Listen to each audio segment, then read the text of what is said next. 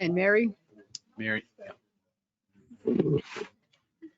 good evening and welcome. Ready for roll call? Mayor Bridget Keating, Present. Vice Mayor Christy Masbach, Christie's here. Chrissy. Just say here. President Pro Tem Mayor Taylor Materio. Oh, President Pro Tem Taylor Materio, I'm sorry. Here. Councilmember Greg Freebold, Here. Councilmember John Maples. Here. Thank you. I'm here too. I didn't call your name, but you didn't answer. May we stand for a moment of silence?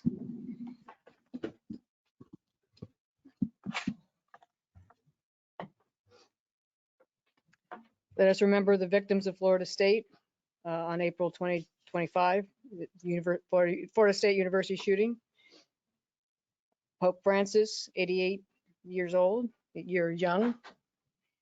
April 21st, 2025. And Flint, Mike Key, 71 years young, resident since 1990, passed on 4/5/2025. And then we have the invocation, Father Pete.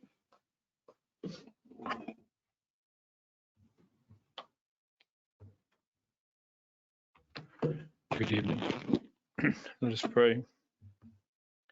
Oh, Heavenly Father, as we gather here this evening, we do so in gratitude and in seeking thy blessings. We thank you for this town, for its residents, for this town council who have been set aside for governance. We humbly ask for your blessings. Guide the words, thoughts, and deeds that are spoken this evening. May all that we say and do this evening be for the lifting up of this community and for the good of this community.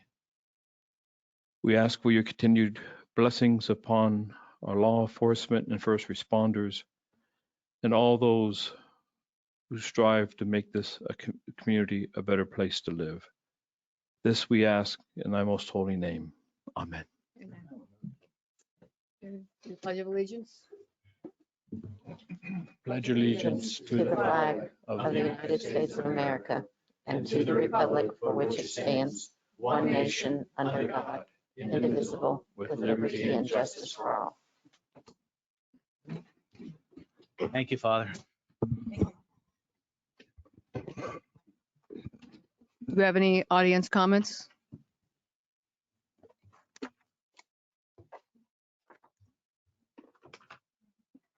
Okay. Do we have any online? No, nothing online. We have somebody right here. Okay, welcome. Please state your name and. Got stuck in traffic on the way up here. No Jeff worries. Shayan, 8121 Pine Tree. Welcome. Just want to say good job on dealing with the jet skis. I don't live on a canal, I live on the lake, but we can hear that there's been a difference. And every time I go over the bridges, I can see a difference. So good job on that. And also good job on dealing with people running stop signs. I've been working from home a little bit more lately and I can see a lot of action taking place. So that's good. The water billing rollout could go a little bit better, to be all. We agree. And I personally would like to see some kind of public information on the golf cart truck accident, versus just reading about it on Facebook. That would be just a good curiosity to know how we're doing there. And good job on the bridge communications. It started off a little rocky, people not knowing what was taking place because it was slow. With the weekly updates, I personally enjoy them. And overall, I think things are running pretty well. Just want to congratulate you guys and the team. Thank you very much. Thank you. Thank you, Jeff. How you doing? I'm Pete Holderly. I live at 6903 Pine Tree Boulevard in Lake Clark Shores. When I see those double yellow lines, I think of so many safety issues that are coming about because of the fact that these people can't even pull into their driveway without disobeying the law. Section 318.0580 says only an emergency vehicle can go over the double yellow line. Anyhow, that being said, I don't like double yellow lines. But I was coming across some other information that really bothered me. And that was the fact that it cost $3 a foot back in 2023 to put down the double yellow line, which we don't need. A single broken white line would allow people to go around the lawn service vehicles and around the people that are walking, and just, it's just a safety issue. Now, I did some quick multiplication, and there's 5,280 feet for a mile. Now, that's in 2023, it was $3. I can imagine what it's going to be in 2026, 2027. It could be $6, $7, $8, and that's without the reflectors. We're talking, wow, we got 50 miles here in Lake Cloud Shores, and I'm going to myself, let me do the math again. And I come up with $750,000 that we can be saving if we don't put down double yellow lines. Because Pine Tree Lane is a lane. It's not a boulevard. It doesn't need that double yellow lines with reflectors, which is a separate cost altogether. So for $750,000, I can pave most of, Pine Tree Boulevard. And now I'm coming across this. We got this 3-foot rule now, that when we pave that road, we're going to have to put down things similar to what they did on Lake Worth Road with that little, triangle thing or diamond shaped thing going down. Now the bridge has got the 3-foot thing on it, right? The 3-foot rule. So are we going to take and widen our roads another 5 feet? Okay, and incur that? Well, the money to widen that road can be easily used by not putting down the double yellow lines with reflectors. And by the way, bump, bump, bump, bump, bump, as you go by them. Okay, so I'm driving down Pine Tree Lane, and there's 2 cars ahead of me, and there's the speed limit sign, and they're doing 17 miles an hour. They're doing 17 miles an hour, so I had to, of course, take a high blood pressure pill. And then I went and I broke the law, and I went around it doing 27 miles an hour down the causeway where we have an expanse there. I said to myself, what is the non-posted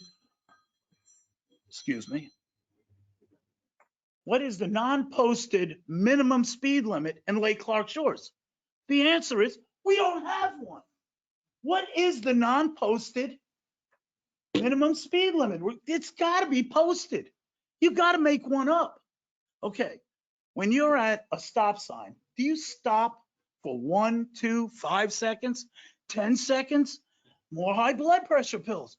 We need to put yield signs so we can have traffic. We got a conga line going down Pine Tree Lane because of those stop signs. A yield sign would do every bit as good because you're yielding for traffic that's coming on. You're being courteous. This isn't a racetrack, but we got to figure out a way to keep traffic moving on Pine Tree Lane. It is ridiculous. And we got these speed hills, and I can only call them speed hills because they are huge. And of course, they don't have the double yellow line on it. So a person that's going into his driveway can get on the speed hill and go across the driveway. And they also stop at the stop sign and turn around to get into their driveway. Double yellow lines are a safety issue, and they've always been. In a tight little road, only 20 feet wide, where 5% of it is a double yellow line, which you can't go over. So 5% of the road is unusable. Because it's a foot wide between those things. And I'm going to myself, what are we doing? Why aren't we trying to make traffic flow normally, safely, so people can get around, people in strollers and everything? Double yellow line is causing a lot of problems. Okay, I said enough about the double yellow line. Let me just get my piece of paper. I got some, oh yeah. I go down Pine Tree Lane and I look to the west and all I see is phone poles. Big, humongous, 100-foot high phone poles. Next to it are these big 16-inch wide wooden poles that the fiber optic people with, I don't know whether you gave them permission or not, have put in besides each one of these concrete phone poles. I could almost touch the wires that are going down. We all seen it. It's terrible. Our community looks like crap with that stuff in there. I tell you, when Galetta was in office and we had the 25-year plan, I hope he said that we were supposed to go and have underground utilities by now. What's our plan going to be like in 2050? Do we even have a plan? Well, yes, silence speaks golden. You don't have a 2050 plan. You don't know what this community is going to look like in 2050. I tell you, it's going to look like crap because it's going to look like New York did in the 1920s, where they had telephone wires, they had telegraph wires, and then they had the new electric wires. And we had wires all over the place. The place looks like crap. I go up and I can't see the sky because I got to look at wires before I see. And it's nothing but wires. And they're adding more wires, fiber optic wires. And they take down the coaxial cable and they just throw it in the grass. They don't even, AT&T doesn't even take this stuff away. We as homeowners got to take it away. I run a lawn service. I got to take them away. It's garbage. That's why they don't keep a phone number on the side of the AT&T trucks, because they know they shit in their own backyards. Okay. So again, look into the minimum posted speed limit. Post it. Just don't have it. Okay. We talked about how much it's going to cost to paint yellow lines with the special paint that's supposed to last forever. Okay. We talked about speed bumps. When we, at the 8100 block of Pine Tree Lane, there is a ditch so bad that it's ripping up the concrete because people are bottoming out their cars. It's so bad. So when you go to fix that, put some asphalt around the speed hills to make them at least less intrusive. Okay, I'm pretty much worn out. Okay, thank you so much. Thank you, Pete. Thank you, Pete.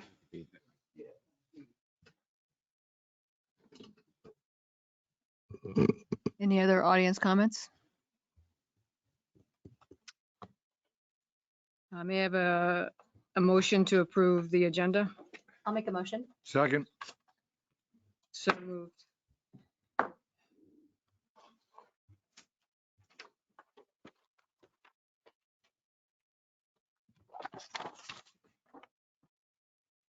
You want all in favor? Hmm. You okay? We need a consent agenda too.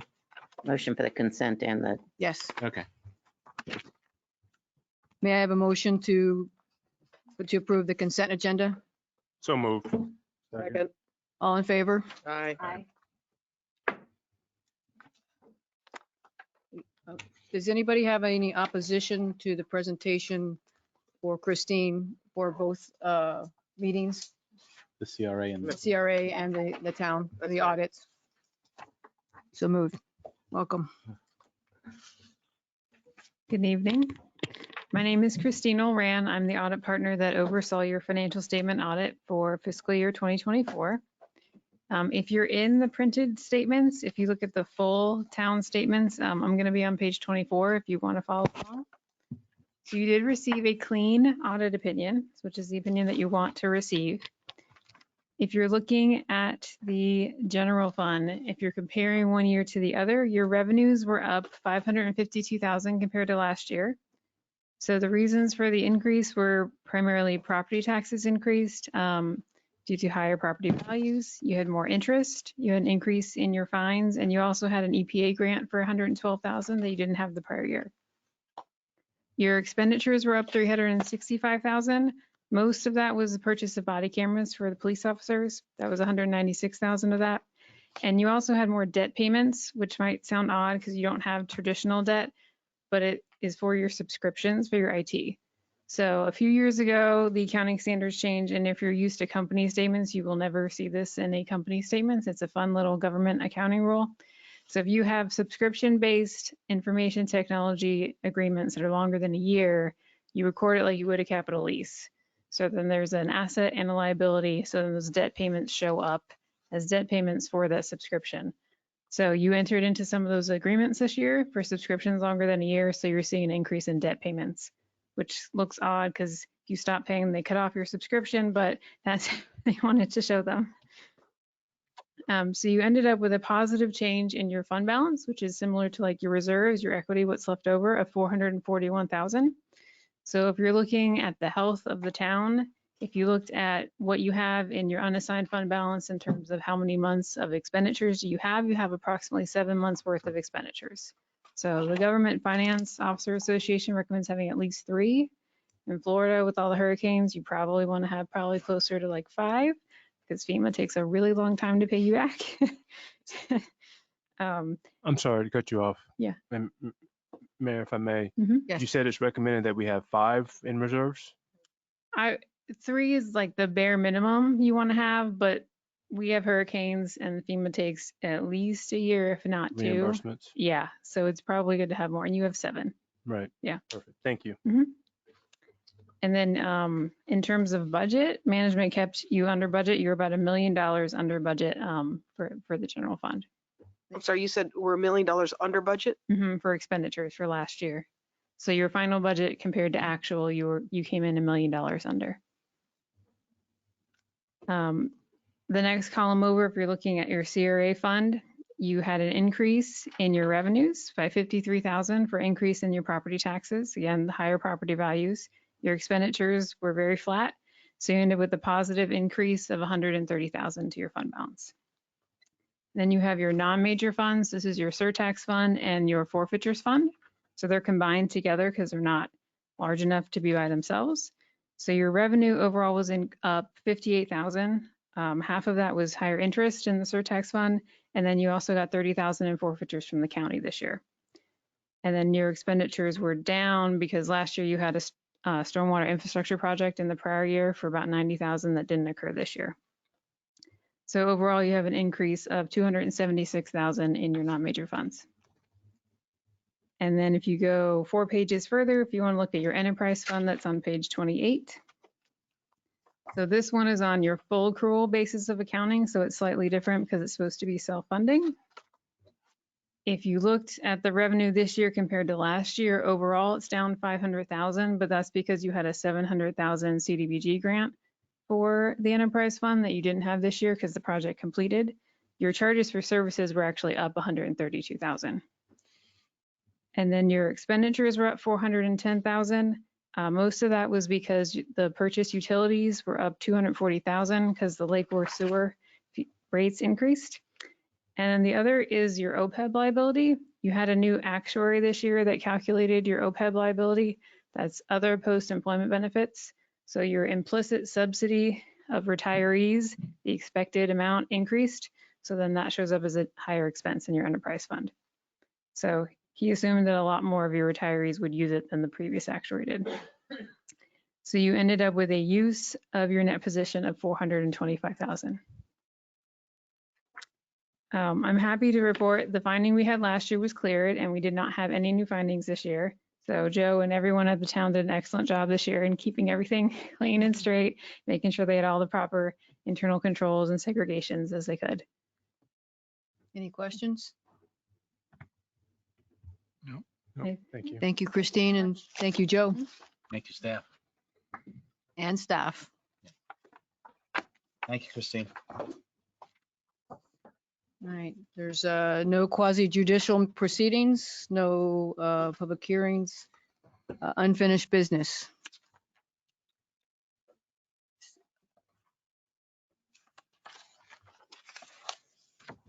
Do we need a motion? No, we have a presentation for request for lien reduction. Okay. So we have is anybody here to speak on the recommendation for the that the town council discuss the request for lien reduction and direct staff Yeah. Paul, for 7990 West Lake Drive? He just stepped out, I believe, Okay, for a second. you want to move on to the, Chief, tell Paul he's up.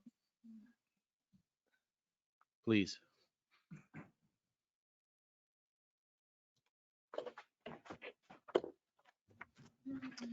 We can go over that the audit went well again. Joe will take that any day. Got to crack a joke. Of course.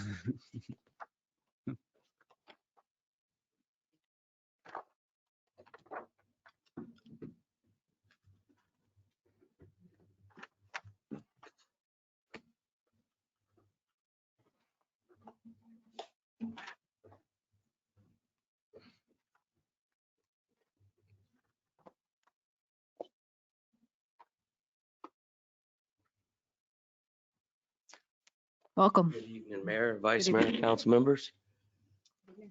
Evening. Give me a moment. I'd like to finish handing over some documents I'd like for you guys to review today.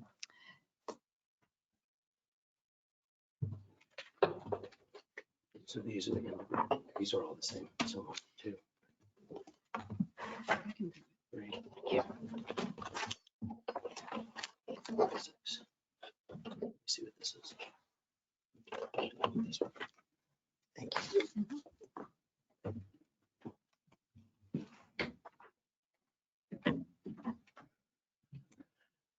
Hello, my name is Paul Shalhoub. I have the privilege of representing Mike McKenzie and Jessica Hazard today in this lien reduction hearing. I know everybody up here knows who I am, and over 34 years of service to the town. I've never been in this particular position. So know that I'm here to do my job, and keep in mind the words of Father Peter. May the decisions today be made to uplift the community and do good. So you have some things that I emailed you. Are we going to be ready to show any of the electronic stuff? Wonderful. All right, so we're at a quasi judicial hearing today. You're here to hear evidence based on a lien reduction. So let's start off with how it started It's not. before the code board. It's not a quasi. Yeah, we're not quasi judicial. All right, well, you're going to hear what happened anyways in the quasi judicial proceeding of the code board. So the code violation issued to the McKenzie and Miss Hazard was in October 2024 for a home remodel being done without a permit. Can we show that real quick? Thank you. Which The actual violation, the yellow image. that's the notice of hearing. Well, it said notice of violation on it. Well, there's a notice violation, then there's a notice of hearing. There's two of them. Either way, she'll pull it up. So there's a notice of violation issued in October 2024. Then there's a notice of hearing issued in November of 2024 for December 4th, 2024. The case number is 240392 for the home located at 7990 West Lake Drive. This case was later the subject of fines, which were issued on December 4th, 2024 Code Board meeting, and where they were found in violation of this particular home remodel being done without a permit. And then eventually a lien was imposed during a lien imposition hearing on April 23rd, 2025. When I was on the Code Board, our goal was to achieve compliance with the codes. It wasn't to fine, it wasn't to collect money, it wasn't to lien properties. That was the tool we used to get compliance, but the goal was compliance. But more importantly, when we're on the Code Board, you have to listen to the evidence presented before you. You have to make your rulings based on the evidence presented before you. And that evidence happens during the hearing. So I'm before you today to talk about that evidence that took place on December 4th, 2024, and the subsequent hearings. So to give you a full total picture of what occurred and ask that the town reduce whatever the lien is. At the time it was imposed, it was over 18 grand. As we sit here today, as far as I know, it's still running. So it easily could be over 20 grand. And I'm asking you to reduce it to 0. So because they have never been, nor currently, in violation of LCS Building Code 10-91 sub A, home remodel without a permit. So let's go back to how it began. This is the house that had the Halloween decor. Remember that big structure, the gargoyle structure? Okay.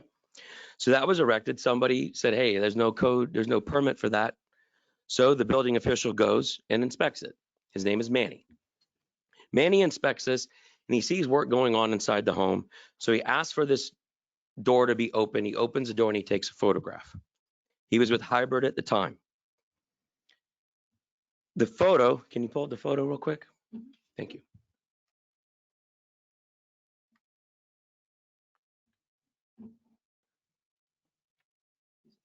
All right. So in this, can you zoom back in?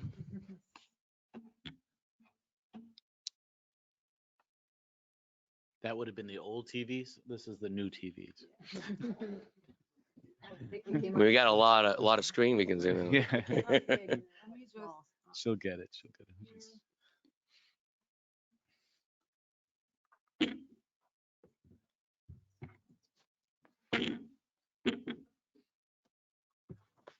All right. Now, you're going to see a wall is demoed. You see a floor polisher for the terrazzo. You do see some wires hanging, and you see furring strips in the back. This right here is the key to everything. So this is given to Officer Richwagon. Officer Richwagon issues the violation or the notice of hearing. The hearing then comes on December 4th, 2024. Now, we have the meetings available on YouTube ready to pull up. I'm going to cite you the minutes and the seconds for all of this testimony that was rendered, because this is the testimony that the code board listened to and rendered a decision on. So at 23 minutes and 5 seconds, I will use these times saying the first two numbers for the minutes, the second two numbers are the seconds. 23:05, right before the case is called up. At 23:20, Officer Rich Ragan starts his testimony. He testified that a notice of violation was issued on October 17, 2024 for section 10-91A, home remodel done without a permit. On November 21st, 2024, he issued a notice of hearing. He then further testified he was not able to take photos because it was inside the property. He reviewed a photo taken by a building official named Manny, who wasn't present. So Officer Richwagon never entered the property, never viewed the property, sees a photo, doesn't have testimony from the man who took the photo. The photo is not authenticated. He's providing hearsay testimony of his version of his discussion with Manny, who never provided testimony to the code board. So all he has is his photo. So Officer Richwagon says that the photo, from what he sees, presents a potential safety hazard based on what he saw in the photo. Now, this is an assumption. He didn't see anything. He sees a photo. The key thing to keep in mind, all he said is he sees a safety hazard. He has no personal knowledge of the interior of the home, nor the situation in general as to what was being done in the home at the time. He offered no such testimony as evidence. Officer Witchwagon also made comments on the fines, which I again believe are outside his purview, directing the code board, an independent body, to review items as to what he thinks the fine should be and how he thinks they should rule on the violation. Shortly thereafter, at 25:00, Joe Kajak, the building official, testifies that in his observation of the photo, now why is he testifying on the photo? He didn't enter the property. He had no discussions with the property owner. He has no personal knowledge of the situation. He's making assumptions, and everything that he's testifying on is either an assumption without evidence or hearsay. So let's hear what he says. His observation on the photo, taken by someone who he has not even spoken with about the photo, states that he has safety concerns about a bearing wall that was removed. Could be structural issue. He sees some wires hanging that are loose, which could be a life safety issue. Drywall was removed. Keep in mind, no basis for this. right? That's a pure assumption. And then assumes more work that could have been done without any basis at all. He's saying, look, I see this photo. Here's what I think's going on. There's no evidence to this point that this home was being remodeled without a permit. Mr. Kajak then testifies that he states if a permit was pulled, he could then determine if the remodel was safe and could move on from there. No.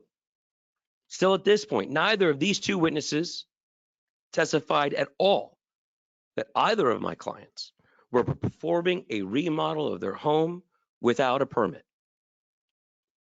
What's the violation they're being accused of?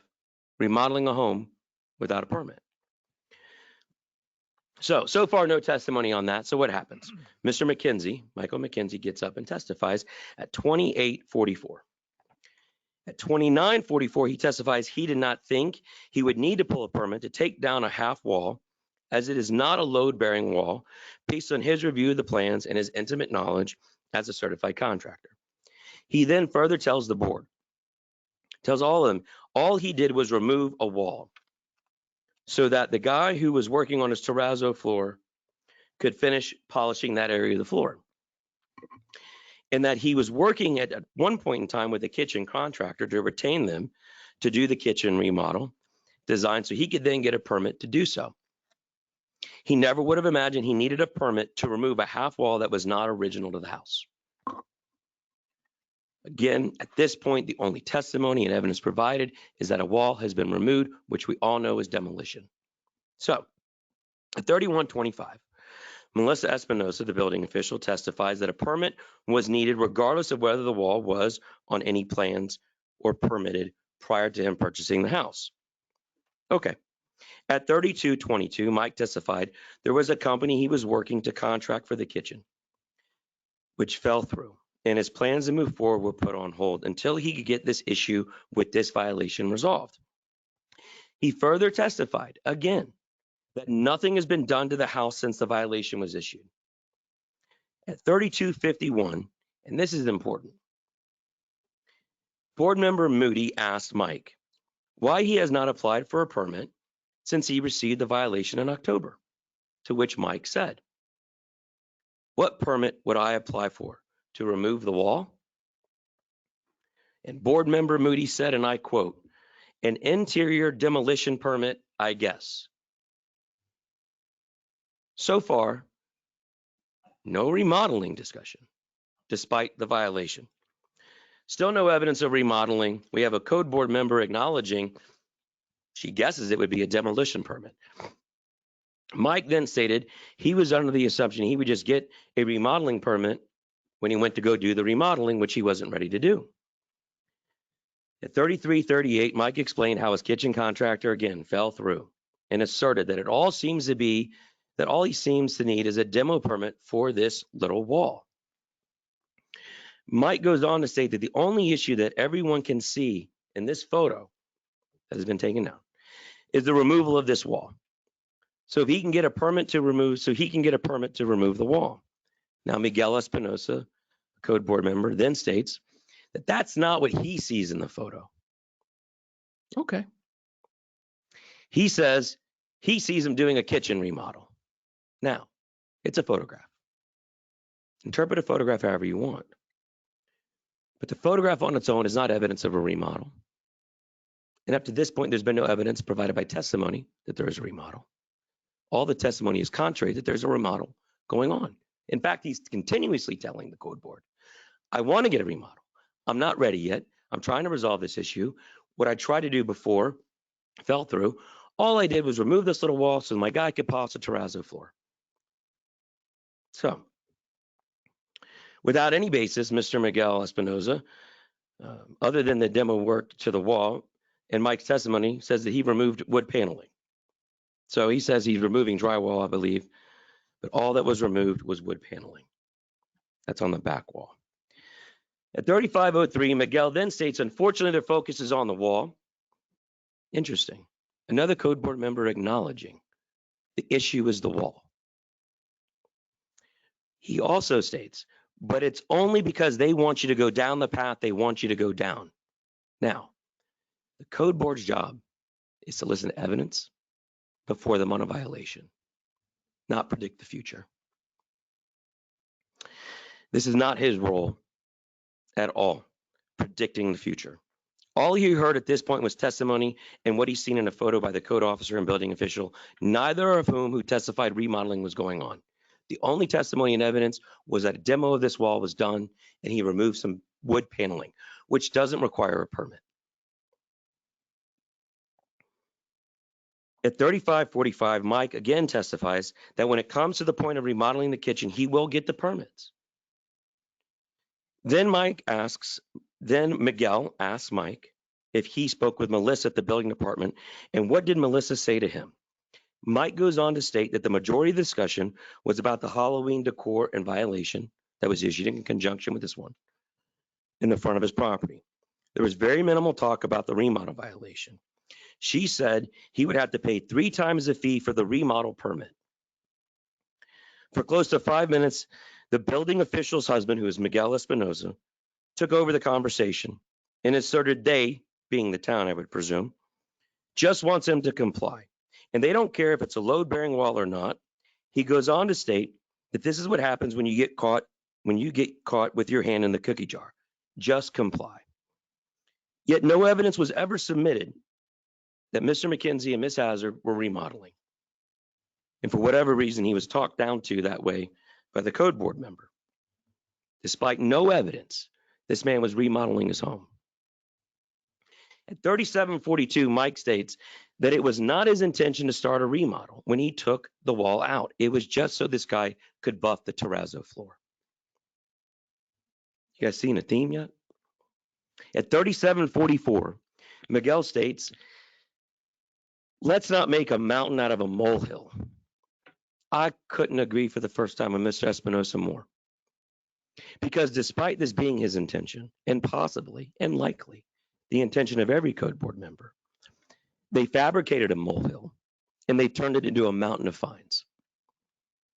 At 3803, Miguel tells Mike that if he had just communicated with Melissa about the wall, this is important, he probably wouldn't be standing there that evening. And this is a code board member telling a man who's in violation, if you just communicate with our building official, you wouldn't have to be here.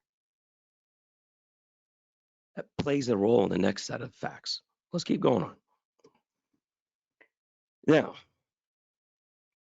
at 3918, Miguel then tells Mike that he's learned his lesson from this experience, which was condescending and belittling from a code board member when all Mike was there to do was get things straightened out. Now, this begs the question, what lesson did Mike learn? That the code board doesn't consider evidence during a hearing? It's certainly what I took away from this event. At minute 40:00, Chairman Hughes states that in his opinion, my clients were still in violation and asked for a motion. Now, still no evidence this house was being remodeled by anyone. And yet the chair of the code board says, I believe they're in violation. I want a motion. Okay. So at 40:10, the town attorney asks Mike, who's present, says, I don't think he needs kitchen plans immediately, just a demo permit. To which board member Moody states, well, we don't know what's around the corner. Again, not the role of the code board. You don't predict the future. You deal with the violation in front of you. And you listen to the evidence in front of you. Which is a direct acknowledgement by code member Moody that there is no evidence of a remodel in progress. She's talking about around the corner. The violation is a remodel already started. Not what's around the corner. This is not a future or past issue. The problem that they needed to determine was, the issue was, is a remodel, and she's acknowledging about a demo permit, and then this comment about remodeling around the corner. They're not remodeling. And then at 42:28, Miguel states that it will just be an interior demo permit, and that they will issue that. And then he can close that permit out. He just needs to get a permit for the interior demo because he already did it. Now, this isn't evidence, but this is another acknowledgement by the same code board member earlier. This is not a remodel. He further states that Mike can just come in tomorrow and get that permit. Remember that too. Then at 42:45, Vice Chair Sanchez makes a motion that my clients were in violation of section 1091-A of the Town Code of Ordinances, and that the respondent shall comply with the Code of Ordinances. You know what he didn't do? Didn't state what the violation was specifically. That's a problem. When you have a violation ticket that says remodeling a home without a permit, you got multiple code board members acknowledging it's just demo. You got the only testimony presented to the code board that it is demo and he's not remodeling. And then you make a bland motion like that. So is he in violation of the entire section? That's what the motion says. That's not how the town took it. The town took it as a violation of remodeling a home without a permit. That's not what the motion said. Nobody amended it. Nobody talked about it. You cannot be in, well, I guess you can be in violation of every single word in that paragraph. I haven't seen that in all my years in town. But that is where it all started. So, what happens next? Well, this is where the molehill was first fabricated. Not only was there no evidence of a remodel being done without a permit, the motion itself was defective and now was also overbroad, and then it found the McKenzie and Hazard in violation of the entire section. And these motions are made to be made with specificity so everyone involved knows what's going on. All they ever said to this man, they want compliance. They gave zero direction, contradicting statements, and violated their duties to listen to evidence. Vice Chair Sanchez then said, this should be enough time to get things done that were told to him, which was a demo permit, despite the violation being a remodeling permit issue. The fact that Mr. McKenzie and Ms. Hazard were not doing a home remodel without a permit is further supported by what took place next. On December 5th, 2024, Mr. McKenzie fills out an owner-builder application for the demo of one wall in the kitchen. So let's look at the documents before you.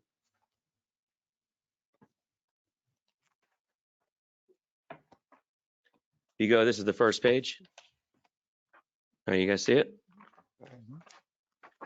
The reason these first two pages are there is to talk about the MGO. On the town's website, it specifically states, as we transition to our new portal, we ask for your patience and understanding. Would have been nice if the code board had provided that. There will be a learning curve, and we will have trained professionals to assist you with any questions you may have with the new system. See below. The next page. Installation of kitchen cabinets do not require a permit. It goes on to talk about what does require a permit. But let's continue on, go next page, an error. The reason this is here is because my client continued to try to submit the permit starting on December 5th, and he kept getting errors.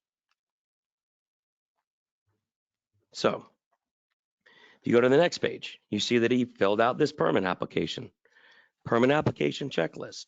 Owner, builder, or contractor, Michael McKenzie, dated December 5th. He did exactly what the code board asked him to do. Next page, also dated December 5th. Look at further work description, demo one wall in the kitchen. Why? All the man was ever doing, was took down this wall. He wasn't remodeling. It's all the evidence in the hearing, despite the ruling by the board. It was all the things that he was told to do, despite the ruling of the board. It followed the ruling of the board, and here he is following through what he was asked to do. So, continue forward, a couple more pages. It's another part of the application process dated December 5th. And then you see a plan. So let's look at the plan. This little drawing here, that wasn't on the original plan. He drew that to show, hey, demo one wall. He was asked to apply for a permit, demo one wall. That was a wall that was demoed.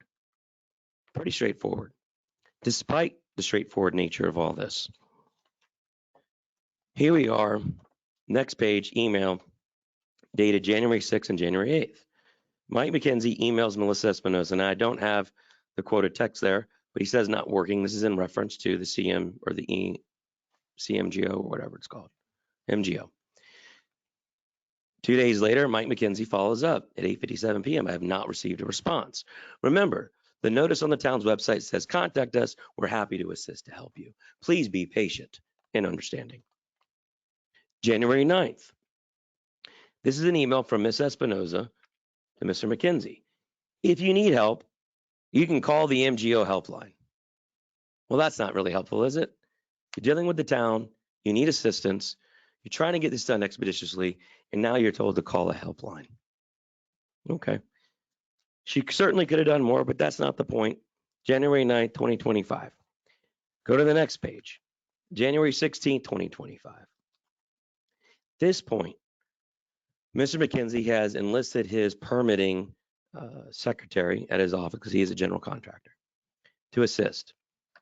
So Mike engages her, copies Ms. Espinosa, asks her to take care of it as soon as possible.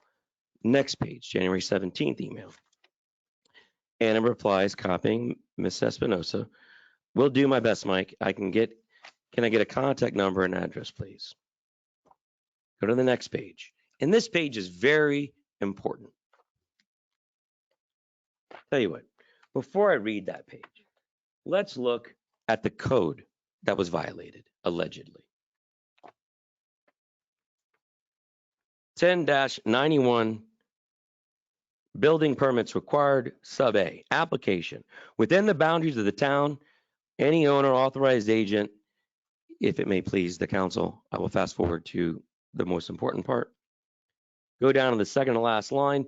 Use, subdivision, or any area or construction deemed necessary, the installation of which is regulated by the building codes and or the fire prevention regulations of the town, shall complete an application.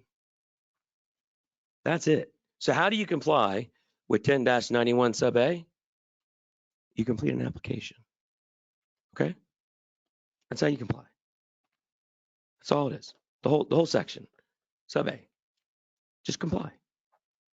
Fill it out, complete an application. So when you look at the January 17th email, here we have the MGO emails Anna in Mike's office. Lake Clark Shores has received your application. January 17th, you see my client's handwritten note. At this point, we are under the impression that we have complied with the violation, and we hear nothing back or see anything on the portal until my office calls on the 29th for an update. Keep in mind that I want to go ahead and go through these emails. But that's important. Violation, you haven't completed an application. That's the section. He completes the application on the 17th. A lot of confusion thereafter. Was it accepted? Was it not? There's nothing in that code that says it needs to be accepted. Doesn't say it needs to be approved. Just says complete an application. Now, that's secondary. Because remember, still no ever evidence, none, that the remodel was taking place. But let's just say for sake of discussion, he just had to complete an application. He's completed it in the time frame allowed. Go to the next page. This is an email from the MGO to Mike saying your application cannot be processed by the jurisdiction of Lake Clark Shores. The jurisdiction out of the following comments. Applied 3 different times and was voided. This man applied 3 different times. All he's been trying to do since December 4th is figure out a way to end this. And this is the result so far as of January 29th. Now, what happened in between then? There was a code board meeting and there was a fine, and we'll get there. But keep in mind, this is what he gets on the 29th. 12 days later, after the 17th. Next page, January 29th, 2025, another email. This is between MGO and Mike. It says, your request was returned. Please visit your MGO Connect dashboard. Again, demolition permit application. This whole time, he's been trying for a demo permit application. Did anyone see an email from any member of the town building official? By the way, where is your remodel permit? No. Odd, right? I think it's odd, but it also makes a lot of sense because he's not remodeling the home yet. Let's go to the next page. Oh, if you want, you can look at the questions Ms. Espinosa had. A lot of that information was already provided in the application documents provided. So go to January 30th. An email from Ms. Espinosa back to Mike. I'm attaching the floor plan from the above house. Sorry, this is an email from Anna to Melissa. I'm attaching the floor plan for the house. Mike McKenzie, the owner, has made notes on the demolition for the permit.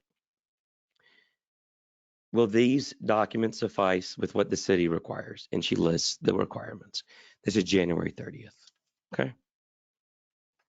You follow the next page, you see more detail, and it's kind of silly.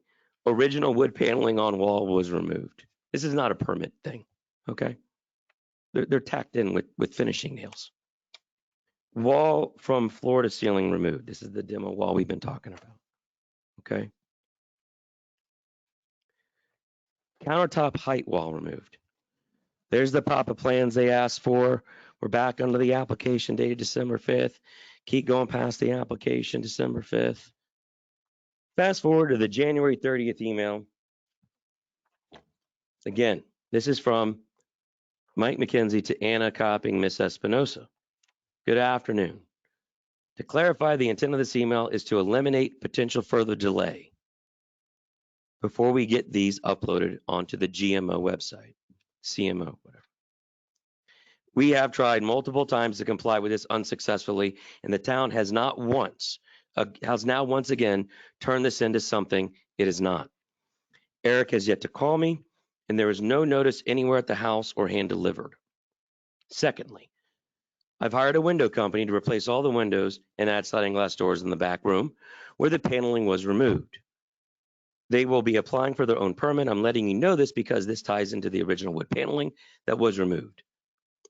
This needs to be removed for them to do their work. Does the town require a permit to replace interior wood paneling? I mean, he knows they don't. Nobody does. He couldn't be trying harder at this point for over a month just to try and get things set straight. February 1st, he writes his lawyer, copies the town. He's begging for help. He says, the town where I own my house is giving me trouble and now finding me for things that I have tried multiple times to resolve, yet they don't respond and their system to submit permits doesn't work.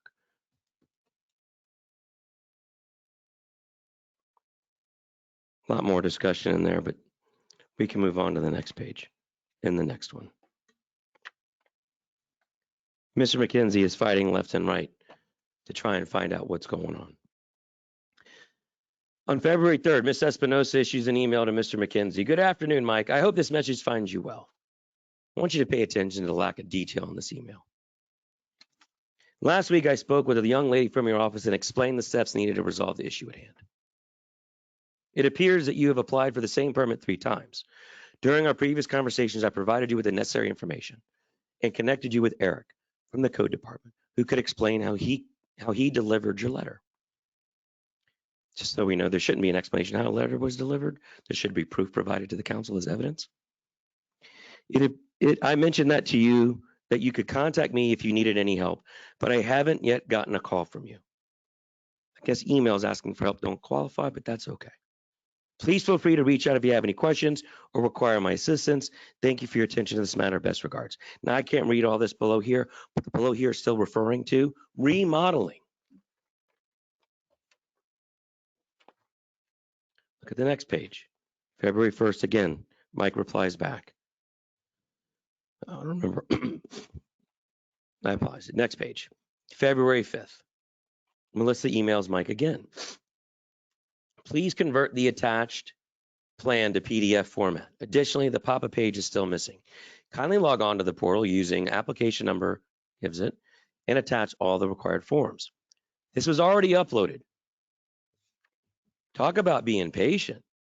Mr. McKenzie has the patience of Job at this point for how he was being handled.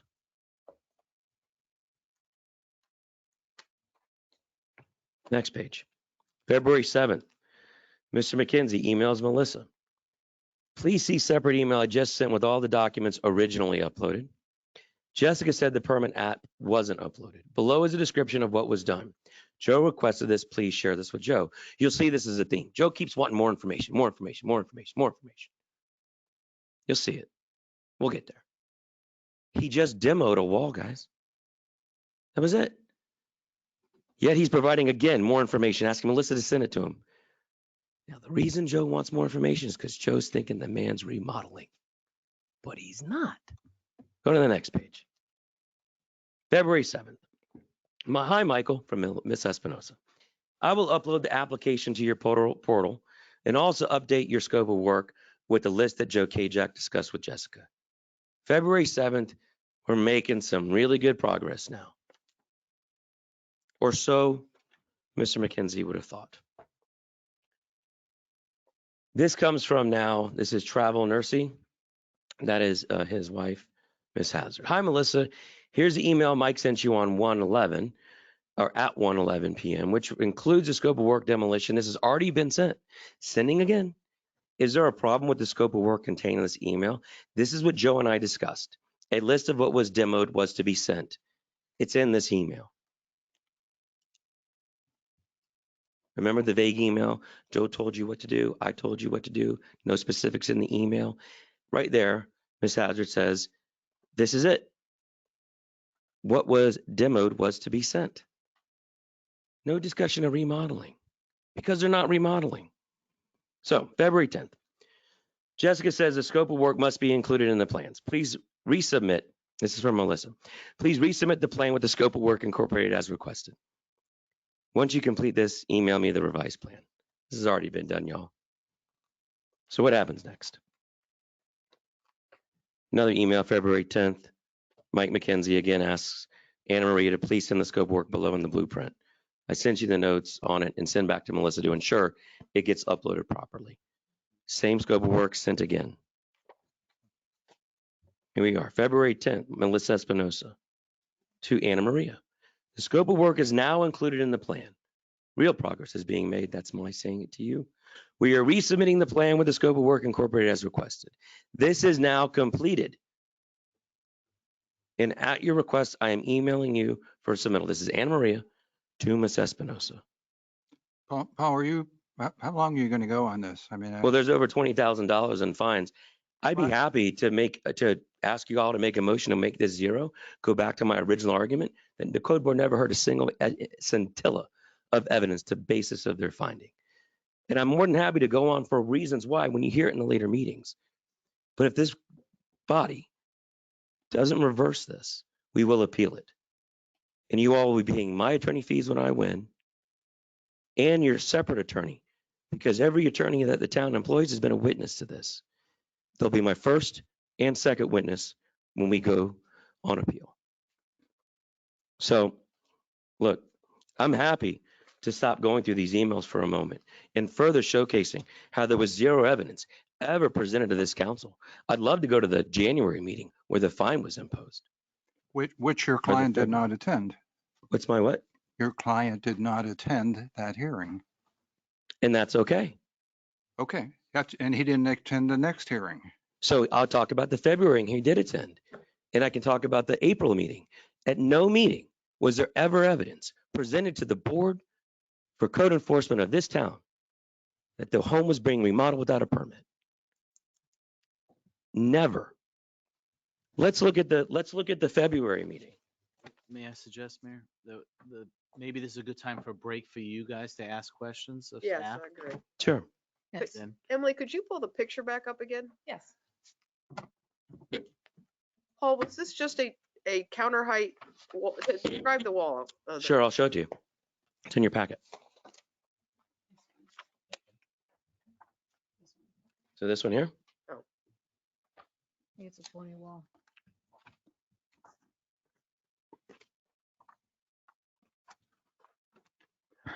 This little wall, okay? Right here where you sit and you can eat breakfast, $20,000 plus in fines. I'm still looking for it. This is it. taking that down somehow constituted remodeling when every code board member that spoke acknowledged that it was demolition. In this packet? If we don't have that picture. Everybody up there has that Okay. photo. Thank you. This is the wall. About what, waist height? This one right here? Here, Vice Mayor. There's a top Okay. That's it. If you go to the next page, you'll see the wood paneling. Now, keep in mind, Code Board Espinosa said that that was drywall with no basis. No evidence. He just made it up. Was it base cabinets? I don't have the picture in my packet. There was no cabinets involved in the violation. It was a removal of this wall. That photo right there that's on the big screen is the only evidence presented to the code board. And that's my point. That photo does not show remodeling. That photo shows demo.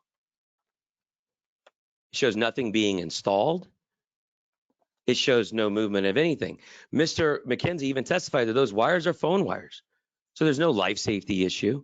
Well, what was done here and here? Something was demoed there. Again, yes, ma'am, demoed. There is a And demo what's going on permit. back There's here? not a remodel permit, correct? What's going on back here, Paul? That's the wood paneling, Vice Mayor. Okay. So if you go to the next page on the photo right behind it, you'll see the wood paneling that was there, that was removed.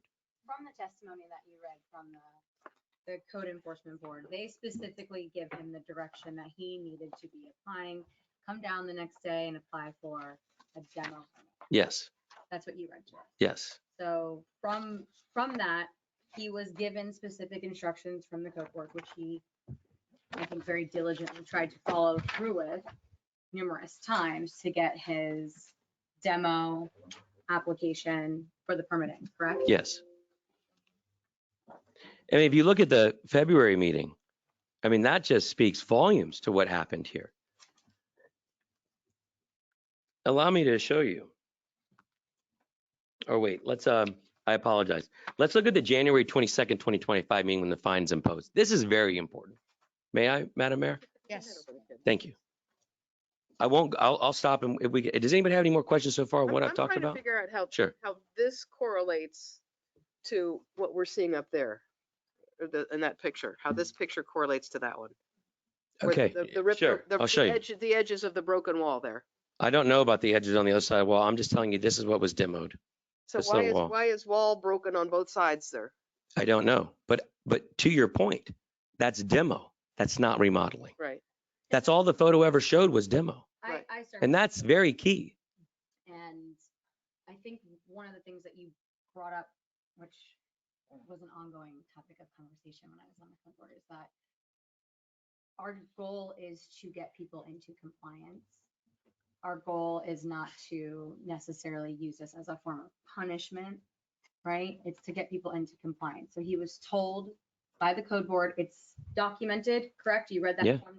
I did. So he was told by the code board he needed to go and get a demo permit, and that took place. And he Yes. is in compliance with that. He is in compliance with that now. He's been in compliance since the 17th, and yet The 17th of, January. It- Because all you have to do to be in compliance with that code is complete an application. And was the motion, it's made improperly, so he said you're Yes, violation of this, but didn't, and we go back and do that pretty consistently. If that to me sounds like, and I think our code board is pretty amazing and they deal with a lot. But it sounds like this was a poorly run meeting or situation. Maybe misinformation was given, a wrong motion was read, a wrong violation was issued. But to me, it sounds like he was told by the code board to get a specific permit. He did that, he's in compliance. Yes, but by the time the January fine meeting, he completed the application, regardless of whether the town accepted it, regardless of whether it worked out and how much longer he worked to get it done. He completed the application. That code only requires you to complete an application. And he did that. There is an email from the town's own MGO permitting website that says he completed it. can we hear from Eric? Yeah. And specifically, Eric, I'd like to know everything that you have to say, but specifically, did you ever enter the home? No. So you want me to start from the very beginning? Actually, Mr. Mayor, if I may, before we get there, Paul, question, what date was the actual application uploaded? Because I see here that was already uploaded a PDF format, but it doesn't say what date exactly that was uploaded. The only date I'm aware of, as far as we'll call it the confirmation, is January 17th, when the MGO site said your application is complete. And what is the time frame that he has to get that app in to still be within the window of trying to come into compliance? He still had 5 more days to comply. January 22nd, I believe, was the next code board meeting. They gave him the January 22nd to comply. And despite that email and all the stuff that followed and all the issues with the motion and all the issues with the violation, et cetera, they still found him in violation on the 22nd. Thank you. You're welcome. Do we have any other questions from the council? Let's hear from Eric. I would like to have the attorney, hear from the attorney, and then we'll hear from Eric. Let's hear from Eric first, and I do have some comments, but Right. Eric, could you pull the mic closer to you, please? Yeah. Is it testing? Can you hear me okay? Yes, I can Yeah. hear you. All right. So going back to how this all initially started, which is going to take a little more into account. So a complaint had initially came in about the whole Halloween structure built, which would have required a permit if they wanted to keep it. That was removed. Manning was also out there because that structure was still there, and a concrete slab had been installed without a permit. So when Manning had gone out there, he had issued a stop work order on both of those. Those were both eventually removed. Didn't even go before the board, but that's what initiated it. While Manning was on the property, he noticed that there were 2 Sprinter vans. I do have the photo. Manning actively saw people working, knocked on the door. This is what he told me. I was not there, so this is the testimony that I was given by Manning based on this. So Manning had knocked on the door. One of the workers had answered, allowed him to enter. That's where this one photo of the inside comes in. So notice of violation was issued, posted to the property, sent out by mail. Nothing was kicked back in the mail. Violation continued. Notice of hearing was issued, posted, and sent through the mail. Eric, I'm sorry to cut you off, Mr. Mayor, if I may. Yes. The vans being outside doesn't mean they were actually doing anything other than demoing, correct? Or do you have any evidence to state that they were installing anything or building something, or is it those vans, those guys could be doing demo, which is what we're talking about here? Or were they doing an install? Yeah, so based on what Manny observed, that's what I'm going off of, because building code supersedes floor statute 162 for code. So a building inspector's expert testimony and investigation based on what he told me and the photos he provided me, I can use as evidence, whereas I can't do the contrary. I couldn't tell a building inspector that there's a violation. So because the building code supersedes code enforcement based on the photo that he gave me in his expert testimony at the time, that's what led me to believe this. I understand that and I appreciate that. But just simply, is there proof that the vans that were there, were they there to demo or were they there to install and build something? Can't really attest for that. What I Okay. can say is when the resident did come to the first meeting, based on his own words, he stated he was doing a kitchen remodel and would obtain the necessary permits for the kitchen, which would indicate a kitchen remodel. Right, but that doesn't necessarily mean that they were doing the kitchen install while the vans were there. It means that maybe that's the plan, but it doesn't mean he's in violation at that moment. Is that right or is that wrong? I mean, help me. I'm trying to understand. Well, where I can also derive some is if you look on realtor.com, there's a photo showing that if you pull up the photo that you've already seen, where the fridge is in the photo on realtor.com, it's on the opposite side, and where the counter cabinetry looks and appears to be where the wall was and removed. So that shows evidentiary of a possible a kitchen remodel or the starting of it. That wasn't presented ever, and that's just more unauthenticated hearsay assumptions. Okay, let him finish. I Please. apologize. Yeah, so pulling up realtor.com, I was able to see it because I've never been able to enter the home. And I mean, building inspector Joe Kajak can speak if he's been on there, but from my side, that's where I got my evidence. That's where we went. None of that was ever presented to the code board during the hearing. You can watch it tonight if you like. So in this email from Saturday, February 1st, Mr. McKenzie does say, I plan to remodel the house with permits. But he was told at that time to apply for a demolition permit. So did code enforcement tell him to do the right thing? They gave him a directive to apply for a demo permit. That's correct. That's what we heard from that meeting minutes, correct? I'm the building official. Back then, 3 months prior to that happened 3 months prior to my working here as a building official. When I came here as a building official, I've got all that information given to me and asked me to try to figure out what direction we need to go in. So what I did is I talked to Mike. Mike said he got approval from the board for me to do a courtesy inspection and meet him at his house and go over the details with him. When I met Mike at his house, Mike is a contractor for a pool. I told Mike that according to the building department, you need to get an owner builder permit. You need to do an interior demo prior to doing an interior remodel. Okay? The reason why you do an interior demo is so that I can see if there's any retaining walls or bearing walls that might be causing a problem with the trusses in the building. So Mike said, okay, I'm going to apply for a demo permit. And I asked Mike, please do that so we can resolve this problem. Mike applied for a demo permit. I went out and made an inspection on the kitchen wall.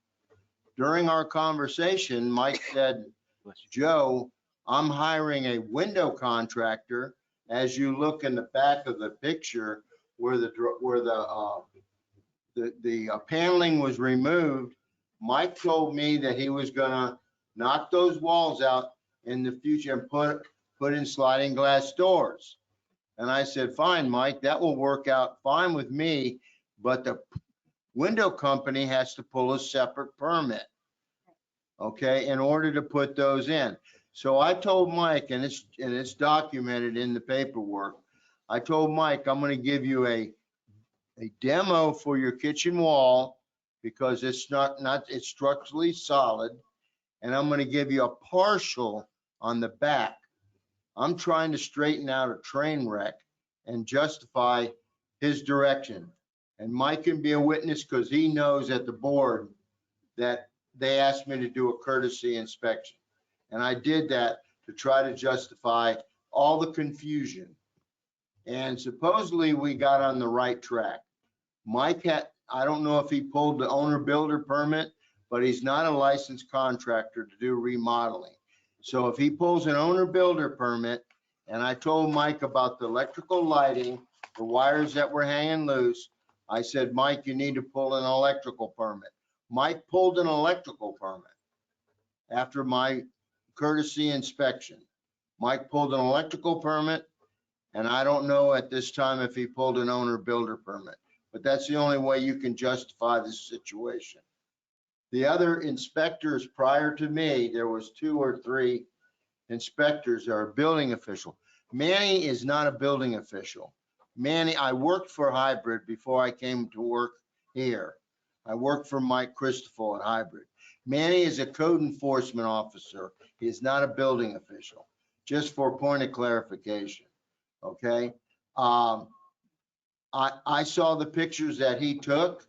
I did not take pictures myself. I did not enter the building without Mike's request at the board meeting to allow me to do a courtesy inspection. And I tried to get this thing on the right track. And I'll be honest with you, I think at this point, we're in the right direction of trying to justify the circumstances. And that only happened after I got on board. I did not get on board until the end of May or first week of April. And I don't know the exact date, but Melissa told me, Joe, can you do a courtesy inspection to try to get this train wreck on the track? And I said, yes, ma'am, I would do that. And I'm willing here to help Mike out. Okay, so again, though, what we heard from the minutes of the meeting, what meeting is that where they say, Moody says, That's December 4th. That's the first hearing. And we just heard he's not even a building inspector. You know, you need evidence, actual evidence. You either see it, you've been told it, and you witnessed it. There was no eyewitness or firsthand testimony. It was nothing but assumptions. And the best part about my point is this: all the evidence presented, including all the assumptions and looking at the photograph, not one piece of it was they are remodeling without a permit. Not one. The only thing that you saw remodeling without a permit was on the violation, which needs to be backed up by evidence, which was never submitted. Mr. Shahubis, I mean, I feel like it's almost a moot point if our board gave him the direction to apply for a demo permit, which he did and had in compliance. He did the application before the January meeting. I don't think we can make assumptions about what somebody's going to be doing in the future. He does put in writing he plans to remodel in the future with a permit. The demo permit was what was indicated. Is that factual? The minutes that he's reading, the code board says 2 times. Well, I haven't looked at the video from it, but let me, and I think Eric read this. This is from the December meeting, and there's finding of facts in the order. And it says the respondent, that's Mr. McKenzie, testified he's a certified general contractor. He explained that the wall removed was not part of the original house design. He said he removed dark wood paneling and the hanging wires are phone lines. He stated he's doing a kitchen remodel and would obtain the necessary permits for the kitchen. Okay, so with that finding of fact, the board found that there was work done without a permit. Now, we can go back, and I know there's been a lot of issues with the process, getting through the permit process. But there is a procedure. If that was an incorrect order, there's a procedure to appeal it. I mean, you don't come in front of the council and retry the case. Now, and I'm not saying that you shouldn't or can't consider the reduction. You certainly can, but it's not this isn't the venue to retry what was tried in front of the code board. Even after that evidence, though, did they give him the direction to apply for a demo permit? Because they obviously had a lot of discussion about remodel versus demo. If that was the direction given, and this is just from my time sitting on the code board, when we gave direction, we expected the direction was taken, so that's. Yeah, I suspect that. They say, do this, and that's what he did. I suspect that was the direction, and this may have happened, but if Mr. McKenzie had said, hey, I'm not going to remodel now, I'm just demoing, or I just did demo and I'm going to get the demo permit, that should have taken care of it. But I don't know that happened. Now, maybe it did. It 100% did. I don't know that it did. But anyway, so we go to January and there's a hearing. It's called a fine assessment hearing, and nobody shows up. Okay, for the respondent. So of course the board says, okay, we're going to impose the fine. Then we go to April 23rd, and there's a lien imposition hearing, and nobody shows up for the respondent, and the town imposes a lien, in other words, records it. So, I mean, certainly, you know, in hearing the whole history here, there's been issues with getting the permit and the right permit and all, and I'm not denying that. But what I'm saying is there's a procedure in the code, chapter 162, that you have a hearing, you got 30 days to appeal if you don't like it, and if you don't appeal it, it's final. I mean, that's the order.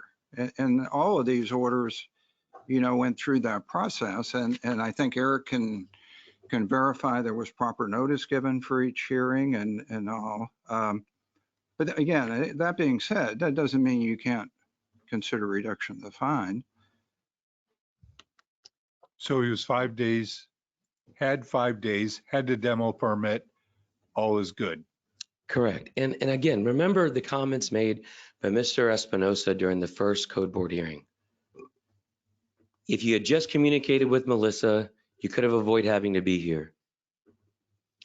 By January 17th, he gets an email from the CMGO, MGO, whatever that website is, says your application is complete. He's unaware that there's a notice provided in his mailbox. So however, we have zero proof that any notice was ever given. Mr. Officer Rich Ragland can testify, and that's fine. But my point is this, he didn't know he needed to be there. He has comments made from the own code board member giving him directions saying, hey, if you just communicate and you handle it, you don't have to be here. So he doesn't show up.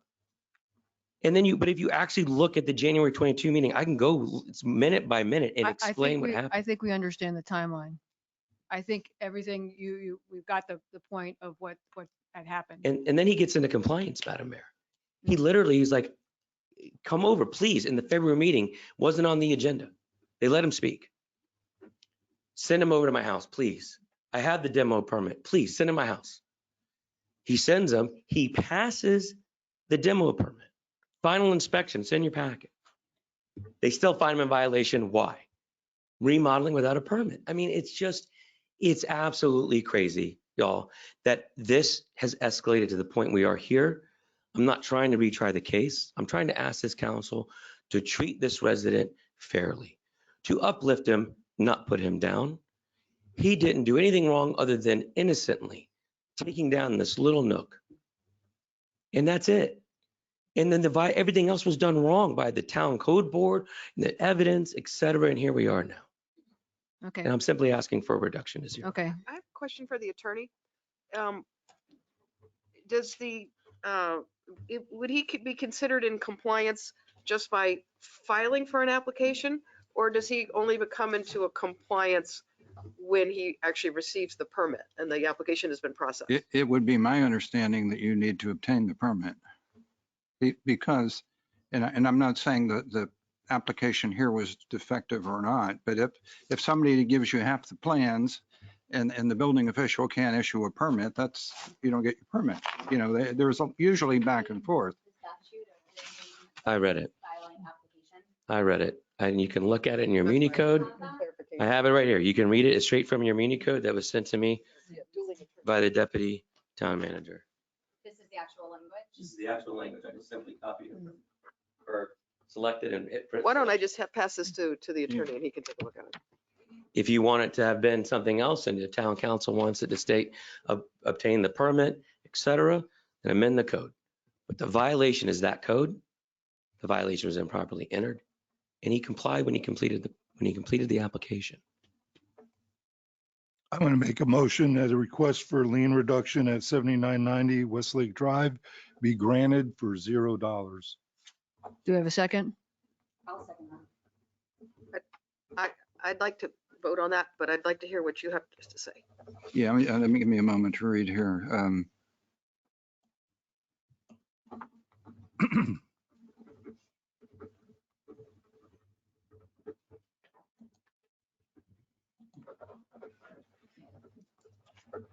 Well, I don't read this the same way as Mr. Shalhoub, but I mean, it says you have to file an application, but certainly if you want to build a house and you file an application and build your whole house before you get your permit, I think that's logically doesn't make any sense.